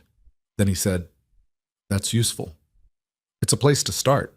Gaines came to the house that evening, called in by Calloway, and the three of them sat at the kitchen table while the children were settled for the night, and Marta moved around the edges of the room with the focused irrelevance of someone who is absolutely paying attention. Gaines had been with the ranch 8 years and had the kind of loyalty that doesn't need to be tested because it's never been in question. But he also had the honest pragmatism of a man who'd seen enough of the territory to know that loyalty doesn't win legal hearings. "Who do we have?" Calloway said, meaning who would testify for him. Gaines thought about it. "The men, obviously. All of them. But hands testifying for their employer, that cuts both ways. A good lawyer will say they're protecting their jobs." "Who else?" "Morrison at the feed store. He's known you 12 years and he doesn't like Granger." Gaines counted on his fingers. "The Alderman family. You helped them through that bad winter 3 years ago when their well froze. Old Reeves from the Northern Range, he leases land from you and he's never had a complaint." "It's not enough," Calloway said. "No," Gaines agreed. "It's not. They need someone who knows the law," Eliza said. Both men looked at her. She'd been quiet until now, listening. Not just character witnesses. Someone who can challenge the legal foundation of what they're doing. A competency petition requires a standard of evidence. If the lawyer is good enough, he can argue the bar hasn't been met before they even get to witnesses. Calloway looked at her. "You know something about law?" I know enough," she said. "My father had a land dispute in Ohio that went to court when I was 12. I sat in the back of that courtroom for 4 days and paid attention." She paused. "The other side had a better lawyer. My father lost the North Field." Another pause. "I paid very close attention." Gaines looked at Calloway. Calloway looked at Eliza. "I'll send a rider to Billings tomorrow," he said. "There's a firm there that handled my deed consolidation 8 years ago. They know land law in this territory better than anyone. It was a start. But the week that followed made clear that Granger and Crow had been preparing this longer than anyone had understood. The first sign was the men who started appearing at the edges of town, asking questions. Not openly. These things are never done openly, but quietly, the way you assemble a case, talking to people who might have seen things, heard things, formed impressions. Eliza heard about it from Mrs. Morrison at the feed store, who'd been approached by a young man with a leather satchel who asked whether she'd observed anything unusual in Mr. Calloway's behavior in recent months. Mrs. Morrison had told him, with some succinctness, that the only unusual thing she'd observed was that kind of question being asked in her store, and he'd left. But not everyone turned him away. Aldous Webb at the general store had apparently had a longer conversation. Eliza heard this secondhand from the wife of one of the ranch hands, who'd heard it from a woman whose cousin worked in the store. Webb had been talking. About what, specifically, nobody was sure, but he'd been talking. Then there was the matter of Dr. Hessler. Hessler was Red Creek's only physician, a man of about 60 who'd arrived from somewhere back east 15 years ago and had managed to establish himself as the authoritative voice on anything medical in a 100-mile radius, partly through competence and partly through the confidence of a man who is never challenged because there's no one nearby qualified to challenge him. He was not, as far as Eliza knew, a friend of Calloway's. He was not an enemy either. He was the kind of man who exists in a careful orbit between all significant parties, useful to everyone and indebted to no one, or so he'd managed to appear. On a Thursday afternoon, Hessler came to the ranch. He arrived without announcement. Calloway was out on the North Range, Gaines was with him, Eliza was at the school, and came back to find Marta in the kitchen in a state of barely contained fury. "He walked around the property," Marta said, her voice controlled in the way it gets when she's genuinely angry. "For 20 minutes, just walked around, looking. One of the hands asked what he was doing, and he said Calloway had asked him to call. Did he? No? Flat. Certain." Eliza sat down. "What was he looking at?" "Everything. The barn, the corrals, the bunkhouse." Marta paused. "The room where you and the children stay." Eliza felt something cold move through her. "He's building a picture," she said. "That's what I think." She thought about it. Hessler would be a significant witness, not just a neighbor or a business associate, but a medical professional, someone who could offer testimony with the weight of professional authority behind it. If Granger had brought Hessler in, they were more serious than she'd understood. When Calloway came back that evening and she told him, he listened without expression. "Hessler's been behind on his rent for a year," he said when she finished. "He rents his office from a building that Granger owns. Then he's not neutral. He never was. I just didn't think he'd go this far." He was quiet for a moment. "I underestimated how much they want the water." The lawyer from Billings arrived 2 days later. His name was Samuel Garrett, a man of about 45, compact and deliberate, with the kind of face that didn't give much away, and a manner that suggested he'd been in unpleasant rooms negotiating unpleasant things for long enough that almost nothing surprised him anymore. He sat at the kitchen table, read the petition, read it again, and then asked Calloway a series of questions so specific and unsentimental that Eliza found herself liking him immediately. He asked about the financial structure of the ranch, about the water rights documentation, about every interaction Calloway had had with Granger over the past 3 years. He asked about Eliza directly, with the bluntness of a man who knows that dancing around the uncomfortable thing wastes everyone's time. "You took in a widow woman and her children," he said. Not judgmentally, just the fact of it. "I did," Calloway said. "That's the foundation of their case. They're going to present it as impulsive, irrational, out of character for a man of your profile." He looked at Eliza. "They'll characterize you as having manipulated him." "I know," Eliza said. "They'll find people willing to say that. Some will believe it. Some will say it because they've been given a reason to." He set down his pen. "What I need from you, Mrs. Hartwell, is a clear account of every practical contribution you've made to this household since your arrival. Work performed. What you've cooked, cleaned, managed, every concrete thing." "Why?" "Because the story they want to tell is of a vulnerable man being exploited by a woman with nothing. The story I want to tell is of a capable woman doing an honest day's work in exchange for shelter during an emergency, with full knowledge and consent of the property owner. He looked at her steadily. Those are two different stories. Only one of them is true, and I intend to make sure the court knows which one. Eliza held his eyes. I'll write you a full account tonight. He nodded. I also need his military records, his property tax history, his deed records going back to the original land grant. I need character witnesses who aren't employees. I need anyone who's had a business dealing with him in the last 5 years and came out of it thinking he was a reasonable man. I can give you 20 names, Calloway said. Good, I'll need 30. He picked up his pen again. And I need to understand their witnesses, who they're planning to call. Webb? Eliza said. Hessler, probably Cotter. Garrett wrote the names down. Cotter I can manage, Webb I can manage. Hessler, he paused. Hessler is more difficult. A medical professional carries weight with the judge. I need to understand the basis of his testimony before I can undercut it. He walked around my property without my knowledge or consent, Calloway said. That's useful, Garrett said. He wrote something. Anything observed without the subject's knowledge is ethically questionable testimony. I can argue that to the judge's discomfort. He looked up. But I'd rather have something better. What they got, 3 days later, was something better. And worse, in a different way. It was Gaines who found it, sorting through a stack of papers that had been sitting on Calloway's desk waiting to be filed. A habit of administrative delay that Calloway had always had, and Gaines had always compensated for.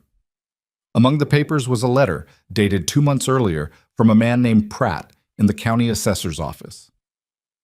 The letter referenced a meeting that Calloway had apparently had with Granger in January, before any of this had become public, before the petition had been filed, in which Granger had, according to Pratt's account of a conversation he'd had with a clerk in Granger's bank, laid out the broad strokes of what he was planning. The letter was circumstantial. Pratt's account of what he'd heard was secondhand and would not hold up as direct evidence. But it was a timeline. It proved that the petition had been in development since January at the latest, which meant it had been planned before anyone could reasonably argue that Eliza's presence had created the concern. Which meant, Garrett said when he read it, that the stated grounds for the petition were not the real ones. That's fraud, Eliza said. That's the argument I can make, Garrett said carefully. Fraud is what it is when I prove it to the court's satisfaction. Can you? He looked at the letter. He looked at Calloway. He set the letter down with the deliberateness of a man who's thinking in several directions at once. I can make their position considerably more difficult, he said, which is what we need. Meanwhile, the town was doing what small towns do when there's a story available to tell. Eliza felt it in the schoolroom. The slight shift in the way certain parents dropped off their children, the extra second of hesitation, the looks that weren't quite hostile but weren't comfortable either. She felt it at the general store, where Webb was cordial in the practiced way of a man who's made a decision he knows will have consequences and is managing the discomfort of it. She did not feel it everywhere. That was worth noting. Mrs. Morrison was unchanged, brisk, direct, treating Eliza exactly as she had before. The Alderman family, whose son she'd moved up a grade level, went out of their way to be warm. Old Reeves, who leased the northern rangeland from Calloway, had apparently told someone in the barbershop that anyone who thought Rhett Calloway had lost his mind hadn't been paying attention and could take that opinion and put it somewhere uncomfortable. There was a split in the town. It wasn't clean and it wasn't comfortable, but it was real, and Garrett said it was their best resource. A community's opinion, he told them one evening, can't substitute for law, but a judge who sees a room full of people who think the petition is manufactured will weight that. Human beings weight that, even when they're trying not to. The manufactured evidence came to light on the third week. Garrett had sent a man, a clerk he trusted, quiet and unremarkable, to the county courthouse to review the documentary record Granger had submitted in support of the petition. What the clerk found when he examined the dates carefully was a letter purportedly from a business associate of Calloway's in Wyoming, attesting that Calloway had behaved erratically during a meeting 2 years prior, making decisions that alarmed the man and caused him to doubt Calloway's fitness to manage significant assets. The letter was dated April of 2 years ago. The business associate in question, a cattle broker named Dunn, had died in October of that same year. What Calloway knew, what he told Garrett without hesitation, was that he had never met Dunn in April. He had met him once, in June, briefly, at a cattle market in Billings, and the meeting had been unremarkable. He had a record of that meeting because Calloway kept records of everything, an obsessive documentation habit that Gaines said had always driven him slightly mad, but was now looking considerably smarter. Garrett sat with the record of the June meeting for a long time. "They forged it," Eliza said. "Someone did." Garrett set the paper down.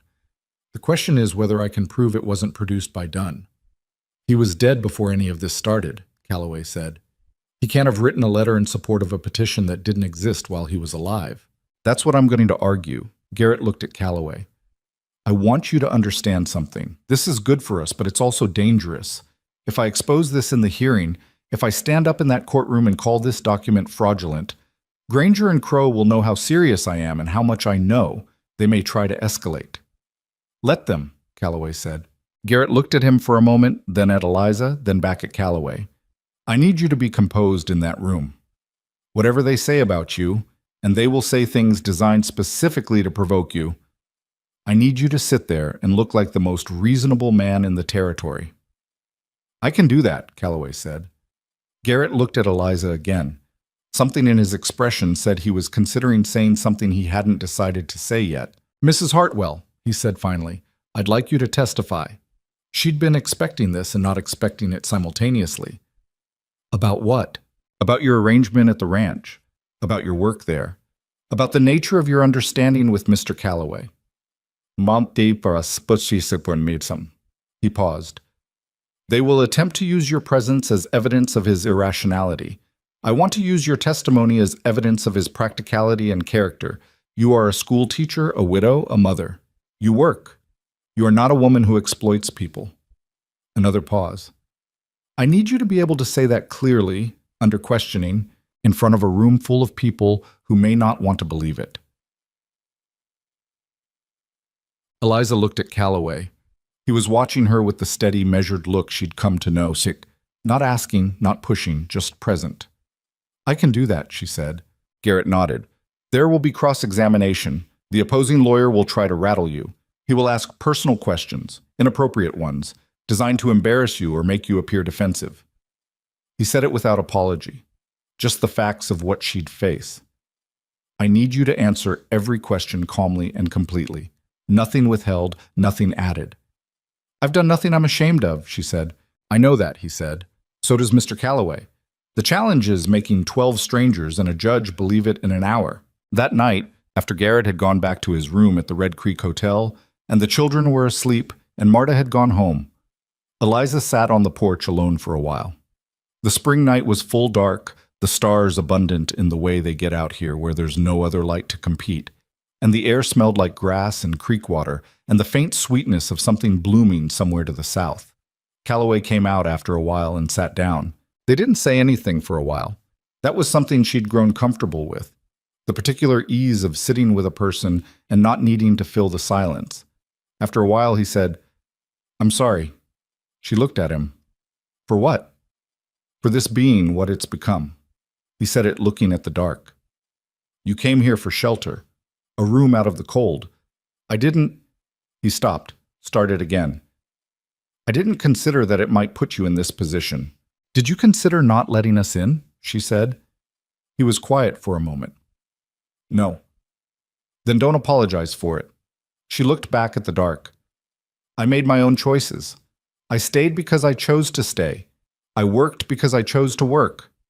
Whatever I'm facing in that courtroom," she paused, "I'll face it because I was here, and I was here because it was right to be here." He looked at her then, full on, the way he sometimes did in unguarded moments, directly, without the distance he usually kept between himself and the world. "You're not afraid?" he said. She thought about that honestly. "I'm afraid," she said. "I just don't let it make decisions for me." He was quiet for a long moment. Then he said so quietly she almost missed it, "Thomas was a lucky man." She didn't know what to do with that. She sat with it for a moment, feeling its weight. "He was a good man," she said. "That's different." Calloway nodded, looking away again. "Yes," he said. "That's different." They sat there until the cold came back into the air, the way it does in Montana, even in spring, and then they went inside. What happened next came without much warning, which was part of how it was designed to. 4 days before the hearing, Victor Crow rode to the ranch himself. Eliza was at the school when it happened, so she heard about it afterward from Gaines, who'd been present. Crow had come with 2 men she didn't know, not as threats exactly, but as presents. The kind of presence men bring when they want to communicate seriousness without having to say it. He'd asked to speak with Calloway privately, which Calloway had declined, telling Gaines to stay. What Crow had offered, according to Gaines, was a settlement. The hearing withdrawn, the petition dropped. In exchange, Calloway would sell the southern water rights. Not all of them, Crow had apparently been careful to say, just the southern access. At a price he'd characterized as generous. Calloway had listened to all of it without expression, and then he'd said, no. Crow had tried several other angles. He'd referenced the difficulty of legal proceedings, the cost, the public exposure. He'd said, and this was the part that Gaines reported with particular flatness, that it would be better for everyone if this were resolved quietly, without bringing certain people's private circumstances into a public courtroom, certain people being Eliza. Calloway had stood up and told Crow and his men to get off his land. When Eliza came home from the school that afternoon, she found Calloway at the fence watching the hands work the cattle through the south gate, and she went and stood beside him and said, Gaines told me. I figured he would. You should have taken it, she said, because she believed in saying the hard thing before she could talk herself out of it. Not for me, but for yourself. The water rights. I'm not selling the water rights, he said. It would end this. It would end this fight and start the next one. His voice was patient, not annoyed. Crow doesn't stop when he gets something. He identifies what someone values and he applies pressure until it breaks. If I sell him the southern access, in 2 years he finds another reason to bring another petition, and he knows by then that pressure works. He looked at the cattle moving through the gate, steady and purposeful. The only thing that ends this is making the cost high enough that it stops being worth it to him. Ishtual? She thought about that. She thought about her father's north field. The hearing scares me, she said. It should. He was matter-of-fact about it. It's not going to be pleasant. I know. She was quiet for a moment. I'm not backing down. I just want you to know I understand what it is. He looked at her sideways, that particular look she'd come to know. I know you're not backing down, he said. It didn't occur to me that you would. She didn't say anything to that. She stood there with him watching the cattle while the light went golden in the late afternoon, and she thought about the 6 weeks that had just passed, and the 6 days ahead of them, and the shape of a thing being built in the space between 2 people who hadn't planned to build anything. She thought, whatever happens in that courtroom, I am not sorry I stayed. She was not sorry. Even with Granger's petition and Crow's money and Hessler's quiet tours of other people's property and forged letters from dead men, she was not sorry. She was frightened and she was angry, and she was more committed than she'd been to anything in 2 years. The hearing was 6 days away. Garrett was working 18-hour days in the hotel. Calloway's witnesses were being contacted, prepared, told exactly what to expect. The forged letter was being quietly documented, the discrepancy in dates verified by 3 separate people who had no connection to each other and no reason to lie. The town of Red Creek was waiting. It had divided itself, the way a town will when a story is big enough, into camps that weren't entirely visible but were entirely real. You could feel it in the street, in the store, in the way people stopped talking when certain other people came in. The hearing was going to happen in the community hall. The courthouse in the county seat was 2 days' ride, and the judge had agreed, for reasons of practicality, to hold the initial proceedings locally, which meant the whole town was going to be there. That was the piece Eliza kept coming back to, turning over in her mind in the late nights when the children were asleep, and the bunkhouse was quiet, and the spring darkness pressed gently against the windows. The whole town was going to be there. Every person who'd heard the whispers and made their judgment. Every person who'd looked at her and made a story about who she was and why she was here. And she was going to stand up in front of all of them and tell the truth. And she was going to have to be steady enough that the truth landed. She lay awake thinking about that, about what it meant to stand in front of people who want to believe the worst of you and give them something better to believe instead. She thought about the way Calloway had said Thomas was a lucky man, and the way she'd answered, and the silence afterward that had held more than either of them had put into words. She thought, There is something here worth defending, she thought, then defend it. Outside, the spring night was full and dark, and the creek ran fast over its rocks in the direction it had always been going. And in 6 days, the community hall of Red Creek would be full, and she would stand up, and she would speak. The morning of the hearing, Eliza woke before the children and sat at the edge of her bed in the gray pre-dawn light, and did what she'd been doing every morning for the past week. Went through it all in her head, organized it, decided again that she was ready, and then sat with the fear that came after the organizing. The fear that doesn't go away just because you've done your preparation. She dressed carefully. The dark blue dress again, the one she'd worn her first day at the school. It was her best thing, plain but decent. The kind of dress that said, "I am serious and I am here," without trying too hard to say it. She pinned her hair up, checked herself in the small mirror above the wash basin, and looked at a woman she recognized but didn't always feel continuous with. The same face she'd always had, but carried differently now than it had been a year ago. Harder in some places, more settled in others. Marta had breakfast ready at 6. She'd come in early without being asked, which was its own kind of statement. The children knew something was happening. Children always know, even when you've tried to keep the details from them. Owen ate his breakfast with less talking than usual, which was significant. Clara was entirely composed, which meant she was working hard at it. Hannah, who knew nothing except that the morning felt different, watched everyone from her spot on the kitchen floor with the alert, solemn interest of a baby who is more perceptive than anyone gives her credit for. Calloway came in at 6:30. He was dressed in the good suit she'd seen him wear once before, to a meeting in town she hadn't asked about. It fit him well enough, the suit of a man who doesn't wear one often, but knows how to carry himself regardless. He sat down, drank his coffee, ate what Marta put in front of him. He looked at Eliza across the table. She looked back at him. "Ready?" he said. "No," she said, "but I'm going." Something that might have been a near smile moved through his expression. "Good enough," he said. They left at 7:30. Gaines drove the wagon, Eliza and the children in the back, Calloway up front beside Gaines, Marta following in her own rig because Marta had decided she was going and no one had argued. Several of the ranch hands rode alongside, not instructed to, not asked, just present, the way people are when something matters and they want to be counted. The community hall in Red Creek was full when they arrived, which Eliza had expected and was still not entirely prepared for. The whole town, or nearly, every face she'd come to know in 4 months of teaching, of shopping at Webb's, of walking to and from the schoolhouse. Some of those faces were friendly, some were not. Most were the careful neutral of people who haven't decided yet, or have decided but haven't committed to showing it. She walked in with her chin level and her hand steady, Clara on her left, Owen on her right, Hannah on her hip, and she did not look at anyone in particular, and she did not look away from anyone either. She just walked. Garrett was already at the respondents' table, Calloway's side, with a stack of documents in front of him, and the unruffled quality of a man who has been in rooms like this many times and stopped finding them remarkable. He looked up when they came in and gave a single nod. Across the room at the petitioner's table sat the opposing lawyer, a man named Holloway, whom Garrett had described as competent and aggressive, the kind of lawyer who wins by making the other side uncomfortable. He was younger than Garrett, with a sharp, narrow face and the particular alertness of a man who is always calculating.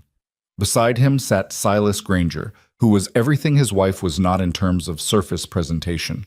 Quiet, contained, expensively dressed, with the patient self-possession of a man who believes he is about to get what he has been waiting for. Victor Crow was at the end of the row, behind the petitioner's table. He was a large man, broader than Calloway, with gray hair and the wind-burned face of someone who'd spent decades outdoors, and he sat with his arms crossed, and his expression so carefully neutral that it communicated something more than neutrality. Eliza looked at all of them and then looked away and found her seat. Judge Aldrich arrived at 9 o'clock and called the room to order with considerably less ceremony than Eliza had expected. A compact man of about 60, with a close-cut beard and the expression of someone who has been dealing with other people's disputes for a long time and doesn't enjoy it any less for being accustomed to it. He read the petition aloud, stated the grounds as filed, and asked Holloway if he was prepared to proceed. Holloway was prepared. He opened with a summary of the petition that was smooth and confident and so carefully crafted that Eliza found herself watching the room rather than him, watching people's faces, The micro expressions that move across a crowd listening to a story being told about someone it knows. She saw some faces nod slightly. She saw others go still in the particular way that means discomfort rather than agreement. The story Holloway told was plausible, in the way that stories built on selective facts always are.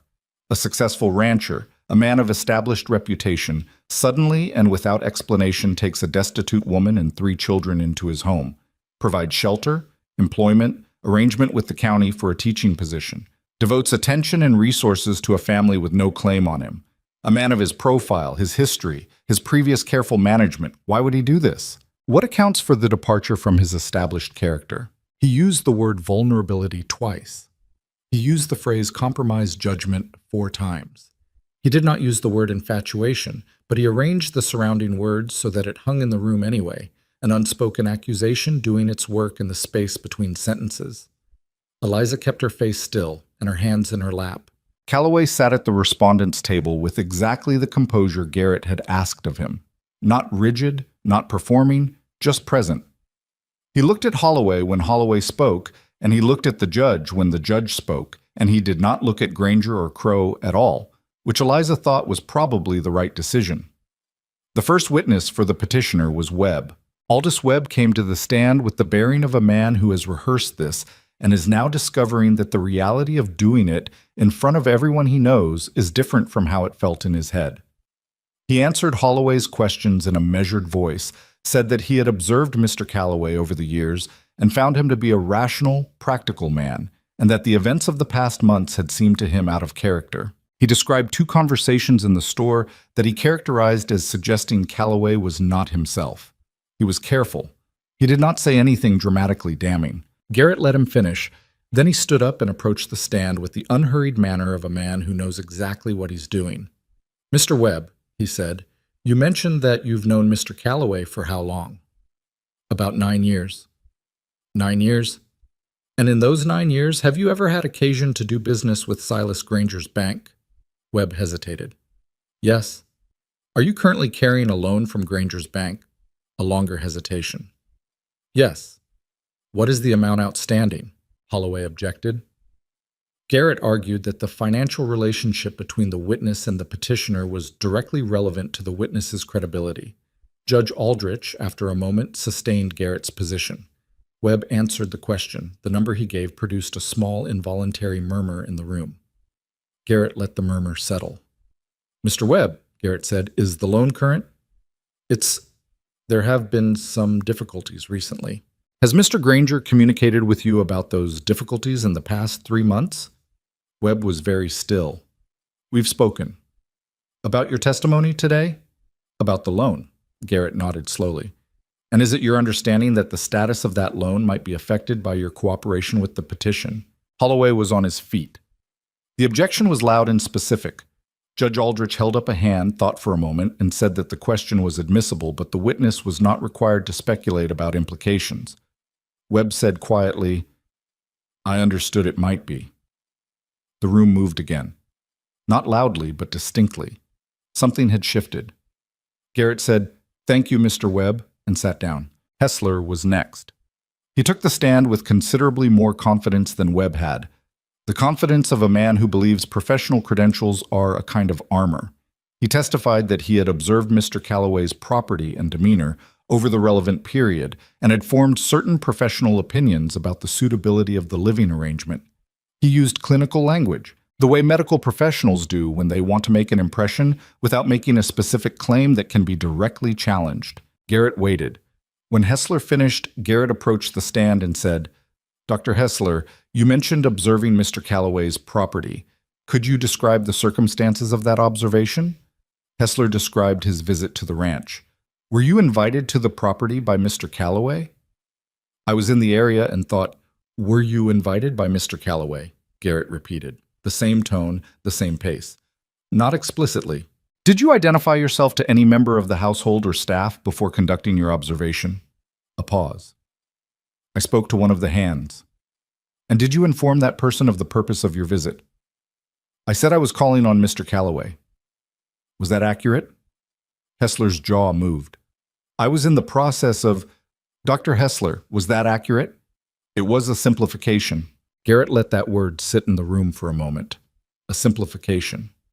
Then he said, "You were conducting a covert observation of Mr. Calloway's property on behalf of the petitioners without the knowledge or consent of the property owner, and you characterized that to his staff as a social call." Holloway objected. Garrett rephrased. The meaning was the same, and everyone in the room knew it. Then Garrett reached into his documents and produced the Dunn letter. He did it carefully, with deliberateness, the way you produce something when you want the room to pay attention to the producing of it.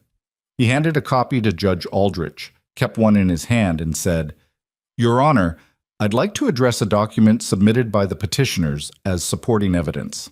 He laid out the problem with measured precision. The letter, purportedly from a cattle broker named Dunn, attesting to concerns about Calloway's fitness during a meeting in April of 2 years ago. Dunn's death in October of that same year.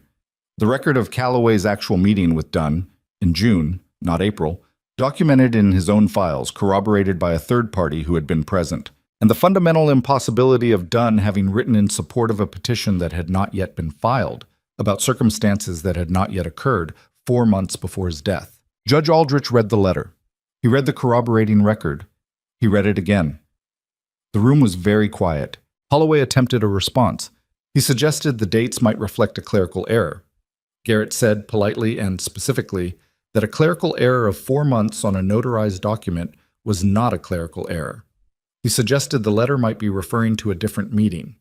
Garrett produced the corroborating witness, a man named Fitch, a Billings cattle buyer who had been present at the June meeting and had agreed to testify, who was currently sitting in the third row, and said he was prepared to call him to the stand. Holloway conferred with Granger for a moment.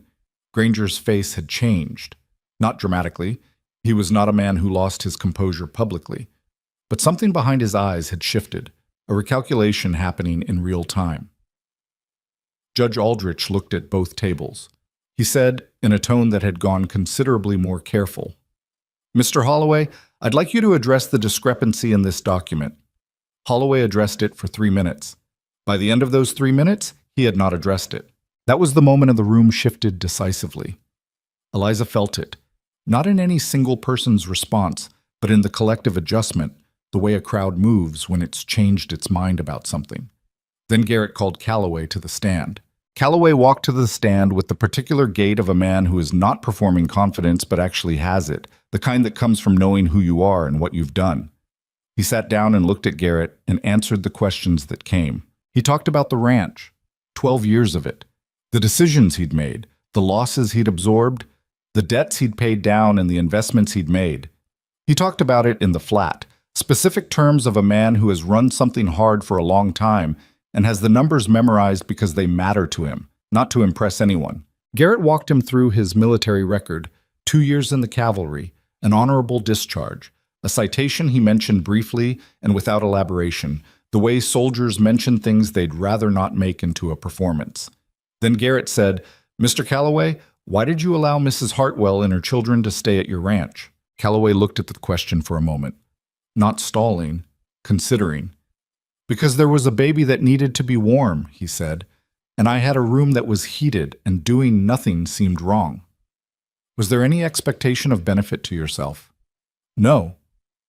"Any expectation of compensation?" "No." "Then why continue the arrangement past the immediate emergency?" Calloway was quiet for a moment. "Because Mrs. Hartwell turned out to be someone who works. She came to my housekeeper the next morning and asked what needed doing. She took a teaching position when I mentioned one was available. She has not, at any point, been a burden to this operation." He paused. "And because the children needed stability and I had it to offer. That seemed like a reason to me." "Is that an irrational reason?" Garrett said. "It's the only one I had," Calloway said. "I don't know what's irrational about it." Holloway's cross-examination was aggressive in the way Garrett had predicted. Probing, personal, designed to find inconsistency or embarrassment. He asked about the nature of Calloway's relationship with Eliza in ways that were just within the boundaries of what was appropriate, and that made several people in the audience shift in their seats. Calloway answered every question with the same level steadiness, not defensive, not cold, just direct. He did not take the bait. He did not get angry. He answered what was asked and nothing more. Holloway tried several angles. None of them found purchase. When Calloway returned to his seat, Garrett said, "Mrs. Hartwell." She had known this was coming and been dreading it the entire morning, not because she was afraid of the questions, but because she was afraid of the room, of the collective weight of it, of standing in front of all these people who knew her only as a story and trying to be a person instead. She handed Hannah to Marta, who took the baby without a word and held her against her solid, reliable chest. She walked to the stand. The room felt both larger and smaller than it had from her seat. Larger because she could see all of it now, every face, every carefully arranged expression. The split she'd sensed in the town made suddenly visible and specific. Smaller because all of it was looking at her, and the fact of being looked at by that many people is a physically constricting experience that no amount of preparation fully accounts for. She looked at Garrett. He took her through it methodically. Her husband's death, their situation in winter, the barn, the encounter with Calloway, described plainly, without drama, the way it had actually happened. A man on a horse in a broken-down barn on a cold night, offering a room because there was a baby. Her immediate effort to work in exchange for the shelter. The list of everything she'd done in those months: cooking, laundry, mending, managing the household alongside Marta, teaching at the school, delivered not as a defense, but as a straightforward accounting of facts. "Were you attempting to take advantage of Mr. Calloway's generosity?" Garrett asked. "No," she said. "I was trying to earn my keep. I don't know how to do things any other way." "Did Mr. Calloway ever behave toward you in a way that suggested compromised judgment?" She thought about it. Actually thought about it. Because she was not going to lie, and she was not going to perform. "No," she said. "He behaved like a man who made a decision and knew why he'd made it." Then Holloway stood up. He was good. She'd expected him to be good, and he was, smooth and calibrated, asking questions that were designed to feel reasonable on the surface while doing something else underneath. He asked about her financial situation at the time she'd arrived. He asked about the teaching position, whether she'd sought it independently or whether Calloway had arranged it. He asked about the nature of their relationship with a specificity that was designed to be slightly humiliating. She answered everything, steady, complete. She did not volunteer and she did not withhold. Then he said, "Mrs. Hartwell, wouldn't you agree that a woman in your position, with no income, no prospects, 3 children, had considerable incentive to ensure that the arrangement at the Calloway Ranch continued indefinitely?" She looked at him. She took a breath. "No," she said. "I wouldn't agree." "You wouldn't?" "I had incentive to secure my children's safety," she said. "I did that by working, by taking the teaching position, by being as useful as I could be to the household so that I could justify the shelter we were given." She paused, and what came next was not what she'd planned to say, but it was true, so she said it. "I have never in my life used another person to survive something I could survive by working. I wasn't going to start." Holloway tried another angle. She answered it. He tried a third. She answered it. At some point, she became aware that the room had gone very still. Not the restless, uncomfortable stillness of before, but something else. The stillness of people who are listening, actually listening, to someone say something they believe. Holloway finally said, with a slight shift in his tone that told her he was changing tactics, "You speak very confidently, Mrs. Hartwell, for a woman who arrived in this territory with nothing." "I arrived with my children," she said, "and my ability to work. I didn't think that was nothing." She heard something from the room then. Not loud, not performative, just a brief, involuntary murmur of people who'd just heard something that landed. Holloway sat down. Garrett stood up for his final witness. The final witness was a man named Ira Alderman, not the father whose judgment Eliza had privately questioned, but the grandfather who'd been sitting quietly in the back of the room since before the proceedings began. He was in his 80s, a man who'd been in the territory since before there was a territory, and he had the particular authority of someone whose tenure in a place goes back far enough that nobody questions their right to speak. He said, without preamble, that he'd known Rhett Calloway for 12 years, and that the man sitting at that table was the same man he'd known 12 years ago, not changed, not diminished, not acting outside his character. "Letting a widow woman and her children stay out of the cold is not outside his character," he said. "It's exactly his character. The fact that some people in this room profited more when he had no one to think about except his ranch isn't a medical concern. It's just inconvenient for them. Holloway objected to the characterization. Judge Aldrich allowed it. Old Alderman looked directly at Granger when he finished speaking, and then he stood up and went back to his seat, and the room let out a collective breath. Judge Aldrich called a recess. He came back 40 minutes later. He addressed both tables with the careful formality of a man who's worked out what he's going to say and is not going to deviate from it. He said that the evidence presented by the petitioners fell significantly short of the legal standard required for a competency finding. He said that the documentary evidence, specifically the Dunn letter, raised questions about the integrity of the submission that he would be referring to the county prosecutor for review. He said that the character testimony and financial records presented by the respondent painted a picture of a man whose judgment was, if anything, more consistent than most. He dismissed the petition. He said it plainly, in the flat language of legal proceedings, and then he banged his gavel, and that was the end of it. The room erupted, not wildly, not like a celebration, more like the sound of a collective release of something that had been held too long. People talking all at once, the scrape of chairs, the movement of a crowd that has been sitting still for 3 hours and is now not sitting still. Eliza sat for a moment and didn't move. She was aware of Garrett shaking Calloway's hand. She was aware of Gaines, 2 rows back, exhaling with something that sounded like relief. She was aware of Marta, still holding Hannah, who had fallen asleep at some point during the proceedings, with the profound indifference of infants toward legal drama. She was aware of Granger standing at the petitioner's table, his face composed in that careful way, already calculating whatever came next for him. She was aware of Crow, behind him, arms still crossed, jaw set, not destroyed, not diminished in the way she'd hoped, but denied. For now, denied. She looked at Calloway. He was looking at her, not saying anything, just looking, the way he did sometimes, the direct look without distance that he'd become less careful about over the past months. His expression held something she'd come to understand was as close to relief as he allowed himself to show in public. A fractional loosening around the eyes, a breath that went deeper than it had all morning.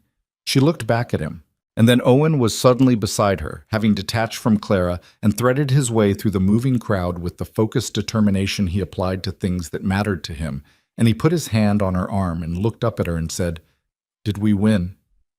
"Yes," she said. "We won." "Good," he said, with the succinctness of a 7-year-old who'd had enough of sitting still, and then he turned around and went to find Clara. Eliza stood up. Her legs were steadier than she'd expected. She walked to the table where Calloway was finishing a conversation with Garrett, and she waited for the conversation to end, and when it did, she said, "Thank you for not retreating." He looked at her. "You're the one who testified," he said. "We both did," she said. He was quiet for a moment. Around them, the room was still moving and talking, people coming over, neighbors, the hands, Gaines with his long face less carefully controlled than usual, old Alderman's grandson pumping Calloway's hand with the enthusiasm of youth. The community of a place doing what communities do when something has been decided. "I'd like to ask you something," Calloway said. He said it in a lower voice, below the noise of the room. She waited. "I'd like you to stay," he said. "Not," he stopped, recalibrated. "Not as a housekeeper. Not on the terms we've been on." He looked at her with that straight-on look. "I know it's not the right moment, and I know you've been through enough today without me adding to it, but I've been thinking about it for 2 months, and I don't know how to say it differently." He paused. "I'd like you to stay." She looked at him for a long moment. She thought about the barn on the edge of his land, where she'd been huddled against the cold with her children and a handful of oats. The night he'd ridden up and stood in the gap where the door had been, and looked at Hannah with the expression of a man who'd already decided to solve the problem before he'd worked out how. She thought about breakfast at the kitchen table and the porch in the evenings, and a piano in a barn that no one had moved because grief is complicated. She thought about Clara and her borrowed books, and Owen calling him Mr. Rhett without thinking about it, and Marta who said she oversalted the soup. She thought about Thomas, the easy laugh, the belief in things that didn't always come true, the way he'd looked at her at the beginning, before the hard years had gotten into both of them. She held that for a moment, the grief of it, the love of it, both things true at once. And she thought about what she'd said on the stand when Holloway had pushed her, I have never in my life used another person to survive something I could survive by working. She had survived. She had worked. And somewhere in the working, something she hadn't expected had come alongside, steady and plain and real. I know it's not the right moment, she said, echoing him gently. Ask me again when it is. He looked at her. Something shifted in his expression. Not disappointment, not quite. Something that understood. All right, he said. I'm not saying no, she said. She wanted that to be clear. I know, he said. Around them, the community hall of Red Creek was loud and moving and alive, the way a room full of people is when something has shifted and the shifting has made space for something new. Outside, the Montana spring was fully arrived. The grass coming up green in the fields, the creek running clear, the sky that particular shade of open blue that only exists at altitude, wide enough to hold anything. Eliza picked up her hat from the seat and walked toward the door, toward the light. Behind her, Calloway said nothing, but she heard him follow. The right moment, it turned out, was a Tuesday, not a significant Tuesday. Not a day marked by anything particular. No occasion, no anniversary, no event that gave it the shape of a moment worth remembering. Just a Tuesday in late May, 3 weeks after the hearing, when the ranch was in the full business of spring and the light came in long and gold across the grass in the late afternoon. And Eliza was sitting on the porch steps watching Hannah attempt to pursue a beetle across the dirt with the focused, doomed ambition of a 10-month-old who has recently discovered forward motion and has not yet reconciled her ambitions with her abilities. Calloway came around the side of the house from the direction of the barn. He'd been working with Gaines on something involving the south fence, and he had dirt on his hands and the slightly worn look of a man who'd been outside for most of the day doing physical work. He stopped when he saw her on the steps, and she looked up at him, and they looked at each other for a moment in the ordinary way that had stopped being ordinary somewhere in the past 2 months without either of them marking the exact point. He sat down on the step beside her. Not dramatically, just sat down. You said to ask again when it was the right moment, he said. She kept her eyes on Hannah, who had cornered the beetle against a stone and was studying it with intense concentration. I did. I don't know if this is the right moment, he said. I've been waiting for it to feel like the right moment, and I've concluded that it's possibly not something that announces itself. She looked at him then. He was looking at Hannah, his forearms on his knees, his hands loose between them. I'm not good at this, he said. I want to be honest with you about that. I was married for 6 years, and I was not as present in it as I should have been. I worked instead of talking. I managed instead of showing up.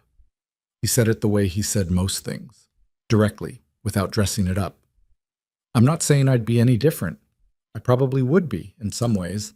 In other ways, I'm 51 years old, and I'm not going to pretend I'm someone I'm not. She was quiet for a moment. I know who you are, she said. I know you do, he said. That's why I'm asking again. She looked at Hannah, who had abandoned the beetle in favor of a more interesting piece of gravel. She looked at the barn where she knew there was a piano that had been sitting for 7 years in the dark, something that had belonged to a woman who was gone, something that a man had moved because he hadn't known what else to do with the weight of losing her. She thought about Thomas again. She did that less now than she had in January, and she did it differently. Not with the raw incompleteness of fresh grief, but with something more settled, the way you carry people when they've become part of who you are rather than a wound you're managing. He was still there. He always would be. She didn't think that was incompatible with anything. Yes, she said. Calloway turned his head and looked at her. Yes, she said again. I'll stay, the way you mean. He didn't say anything for a moment. He looked at her with the directness that she'd come to understand was his version of openness. Not effusive, not demonstrative, just the willingness to let himself be seen, which, for a man like him, was not a small thing. All right, he said. That's all you have? She said. Something moved across his face that was unambiguously a smile this time, the real one, the one she'd been collecting evidence of for months. It changed his face considerably. Younger, less defended, more like the man she suspected he'd been before grief had gotten into him and settled there. All right, Eliza, he said. She laughed. It came out genuine and slightly surprised, the way laughter does when it's real. Hannah looked up from her gravel at the sound of it, decided it was positive, and returned to her investigation. They sat on the porch steps in the late afternoon light, not touching, not performing anything, just two people who had made a decision and were sitting with the weight of it, which was considerable and not unpleasant. After a while, Calloway said, "Owen's going to be insufferable about this." "Owen has been planning this for 2 months," she said. "He told Clara last week that he thought it would happen by summer." A pause. "How does Clara feel about it?" It was a real question, asked with the care of a man who understood that Clara's answer mattered and had thought about it. That was the thing about him, the attention he paid to things that were easy not to pay attention to. "Clara," Eliza said carefully, "told me 3 weeks ago that she thought you were the most competent person she'd met outside of a book. For Clara, that is approximately a declaration of love." He absorbed this. "She also told me last week that I hold my fork wrong." "You do," Eliza said. "I've been holding it this way for 30 years. That doesn't make it right." He looked at her. She looked at him. There was something in it, an ease, a low-level absurdity, the particular texture of two people who have learned each other's rhythms and stopped finding them remarkable. That was better than most versions of happiness she'd encountered, because it wasn't trying to be anything it wasn't. They told the children that evening after dinner, or rather, they told Clara and Owen, because Hannah was not yet in a position to weigh in on household decisions. They sat at the kitchen table with Marta conspicuously busy at the stove. Conspicuously because Marta was never incidentally busy, she was always purposeful, and the purposefulness of her back-turning was so deliberate it was essentially participation. Calloway told them plainly what had been decided, the way he told them everything, without softening, without over-explaining, trusting them to handle it. Owen said, "I knew it," with a satisfaction so complete and immediate that it was almost funny. Clara said nothing for a moment. She looked at Calloway, then at Eliza, with those dark, serious eyes working through something. Then she said, "Does this mean we stay?" "Yes," Eliza said. "We stay." Clara nodded. She looked at the table. She looked back up at Calloway. "I have 16 more books I'd like to borrow from your study," she said. Calloway said, "The study is yours." And that, for Clara, was enough. She went back to her dinner with the composure of a 10-year-old who had decided something and was at peace with it. And the kitchen went on around all of them with the ordinary warmth of a place that had become, without any single defining moment, a home. Marta, at the stove, said nothing. But her shoulders had changed. The weeks that followed were not simple, because nothing real is simple. What they were was honest, which is harder in some ways and better in the ways that count. There were negotiations, practical, sometimes uncomfortable, about how things would run, what was hers and what was his, and what was shared, and what remained separate. Eliza kept the teaching position, which she would have kept regardless, because she needed it to be something she'd chosen for herself rather than something she'd been given. Calloway understood this without being told, which was one of the things about him. There were difficult conversations about the children, about what Calloway's role would be, about what they would call him, about the particular delicacy of building something new without implying it erased something old. Thomas's name was spoken in that house. Eliza made sure of it, made sure the children knew they were allowed to say it, that speaking of their father was not a betrayal of whatever was being built now. Calloway sat through those conversations with the patience of a man who understands that grief does not operate on anyone's preferred timeline and does not require management. Owen, who processed most things through direct action, asked Calloway one morning whether he could call him Pa. Calloway was at the barn checking one of the mares. He'd stopped what he was doing and looked at Owen for a long moment, and Owen had looked back with the earnest openness of a 7-year-old who has asked a question and wants a real answer. "Your father was your pa," Calloway said. "I know," Owen said. "He's gone, though." Calloway was quiet for another moment. "Then yes," he said. "If you want to." Owen said okay, and went back to watching the mare with the easy equanimity of a child who has gotten the answer he came for. Clara, when she found out, said nothing for 2 days, and then came to Calloway's study while he was working at his desk, and knocked on the open door with the formality she applied to things that mattered, and said, "Owen told me what he asked you." "Did he?" "I'm not going to call you that," she said. "I'm too old, and it would feel wrong." "All right," he said. "But I don't want you to think—" She stopped, started again. The composure slipped just fractionally, the way it did when she was saying something real. I don't want you to think I'm ungrateful. For everything. I just think... Clara, he said. He'd put down his pen. You don't have to explain. I want to. He waited. My father was my father, she said, and I loved him. And he made mistakes, and he believed things that didn't come true. And I used to get angry at him for it, and I don't anymore. She looked at the bookshelf beside the desk. I think what you've done for us is... I think it's very large. I think it will take me a long time to understand how large. She looked back at him. I just don't have a word for it yet. Calloway looked at her for a long moment. That's fine, he said. Take your time. She nodded once, turned, and went back to whatever she'd been doing. He sat at his desk afterward and didn't pick his pen back up for a while. The legal proceedings from the hearing moved forward on their own momentum through the summer. Garrett had been as good as his word. The referral to the county prosecutor about the Dunn letter resulted in a formal investigation that Granger's lawyer tried to contain and failed to contain entirely. Granger was not prosecuted. The evidence, while damning, was built on enough layers of intermediaries that the direct connection to him was difficult to prove beyond the standard required. But he was investigated publicly, and the investigation itself was enough. In a territory where reputation is currency, the investigation cost him considerably. 3 of his major depositors moved their accounts to a bank in the county seat over the following 2 months. 2 of the businesses he held loans over renegotiated at terms that were less favorable to him. The town of Red Creek, which had been split at the hearing, came down on one side afterward with the decisiveness that communities sometimes manage when the facts are made plain enough. Victor Crow lasted longer, because men with land and money always last longer.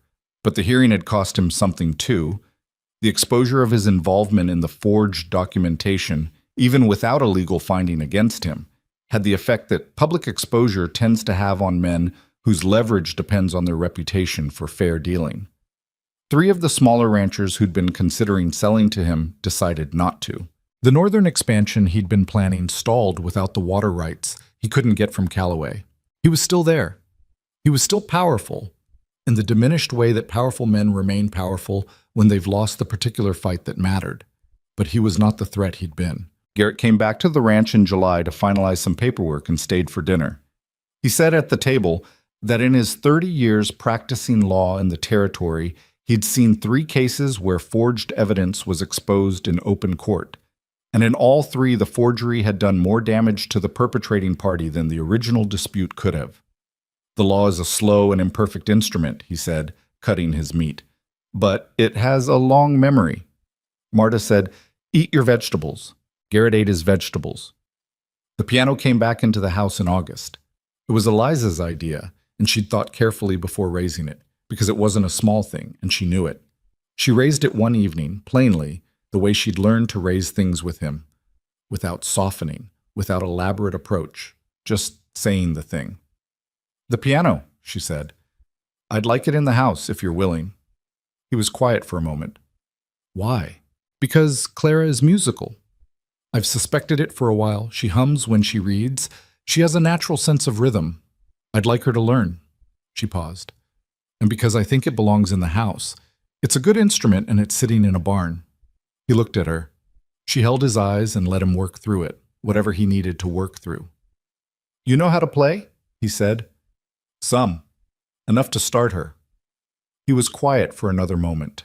Then he said, all right. It took 4 men to move it. It was a substantial upright, heavy and slightly out of tune from the years in the barn, its keys yellowed at the edges but intact.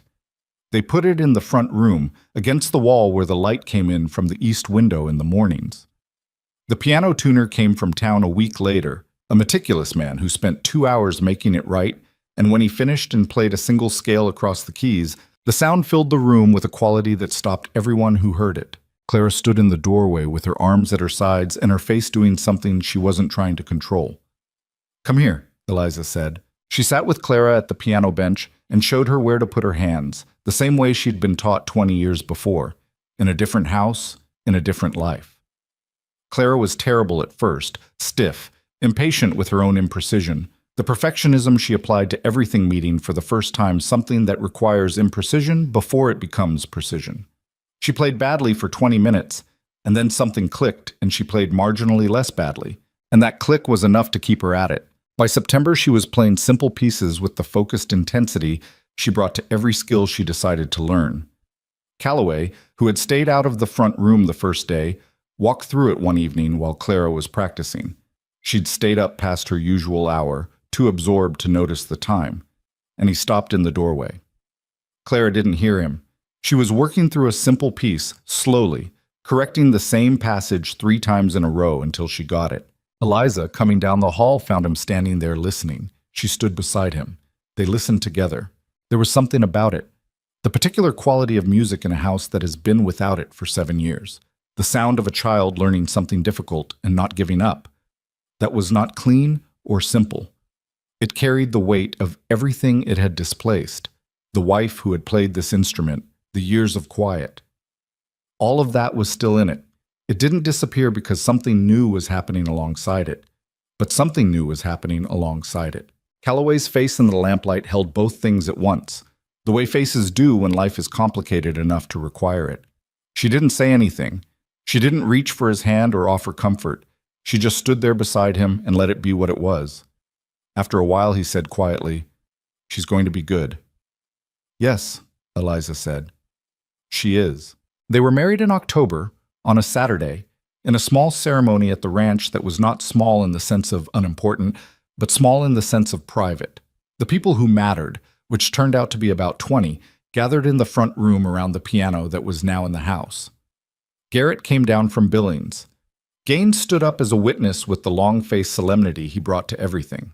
Marta made the food, which was extraordinary, and refused all compliments about it in the way she refused most things she'd done well.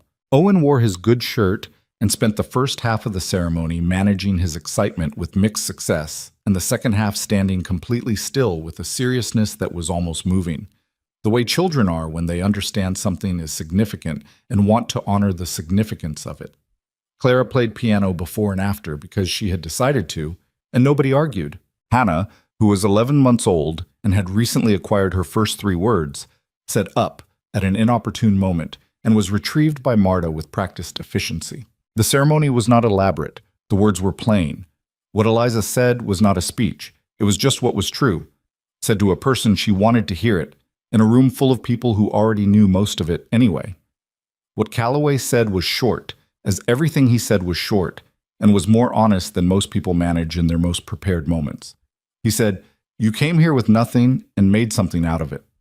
I'd like to be part of what comes next, if you'll let me." She said, "I'll let you." That was enough. The ranch changed over the following months in ways that were visible and ways that were not. The visible ones were practical. A second teaching assistant hired at the school so that Eliza could expand the curriculum for the older students, something she'd been wanting to do since spring. An addition to the house, a proper bedroom for the children on the east side, designed with input from Clara, who had specific opinions about windows. A new well on the south pasture that Calloway had been meaning to dig for 2 years, and now had, in some indefinable way, more reason to get done. The less visible ones were harder to name but not harder to see, if you were paying attention. The hands noticed first. They always do, because people who work alongside someone every day develop a sensitivity to the texture of that person's presence. Gaines told his wife that winter that Calloway had started talking more at the morning meetings. Not a lot more, just enough that you noticed.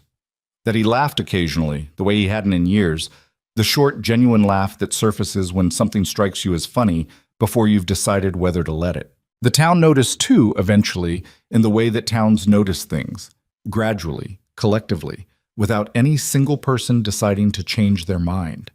The story that Red Creek had been telling about Eliza Hartwell shifted over the course of a year from the story of a woman who had maneuvered a vulnerable man into an arrangement that benefited her, to the story of a woman who had walked into a difficult situation and worked her way through it. Both stories had been available from the beginning. It took the hearing and time and the daily accumulation of evidence for the second one to displace the first. Mrs. Helen Granger, whose husband's problems had altered the social landscape considerably, stopped coming to the general store on Friday mornings, which was when Eliza typically came. Whether this was deliberate or coincidental, Eliza never knew and decided not to care about. Aldous Webb, who had testified under financial duress and paid for it in the form of public knowledge of that fact, renegotiated his loan with the bank in the county seat and appeared to sleep better afterward. He was not warm to Eliza when she came into the store, but he was no longer cold in the way that means something. He was just ordinary, which was sufficient. Clara turned 11 in November and asked for and received 2 more books from the study and permission to stay up an hour later to read them. She was the top student at the Red Creek School, a fact that Eliza was careful not to make too much of publicly because Clara was already self-sufficient enough without being told she was exceptional. At home, however, she told her because it was true, and Clara had earned it, and the distinction between school and home is one of the important ones. Owen turned 8 in January and fell off Pearl for the first time and cried about it for 10 minutes, and then got back on, which was the correct response and the one Calloway had told him was correct before it happened, so that he'd know. He didn't thank Calloway for the advance warning. He did go out to the barn the next morning on his own initiative and give Pearl an extra measure of grain, which was not the lesson anyone had intended but was perhaps a better one. Hannah took her first real steps on a cold morning in December, crossing the kitchen floor from Eliza's arms toward the cabinet, where Marta kept the biscuits with the single-minded determination of a child who has calculated exactly what she wants and how to get it. She fell twice and got up twice and made it on the 3rd attempt, and Marta gave her a biscuit, and the precedent this established for negotiation became a point of discussion for the next several months. What Eliza thought about on the winter evenings when the ranch was quiet and the children were settled and she sat with Calloway by the fire in the way they'd made a habit of, what she thought about was not what she'd expected to be thinking about. She'd expected in those early months to be thinking about survival, about stability, security, the future, the practical architecture of a life rebuilt, and she thought about those things. But more than that, she found herself thinking about the small moments that accumulate into something without announcing themselves. The morning Owen had called Calloway Pa for the first time, and Calloway had finished what he was doing with the mare before he'd let his face do anything. The evening Clara had played a piece all the way through without stopping and looked up from the keys at Rhett and said, "That one's better." And he'd said, "Yes, it is." And they'd both understood it was not only the music they were talking about. The Tuesday afternoon on the porch steps when 2 people had decided something and sat with the weight of it as the light went golden over the grass and a baby chased a beetle in the dirt. Life, she thought, doesn't announce itself at the front door. It comes in sideways through the practical entrance, in the form of a cold night and a broken barn and a man on a horse who stopped because stopping was the right thing to do. You don't recognize it as the life you're going to have.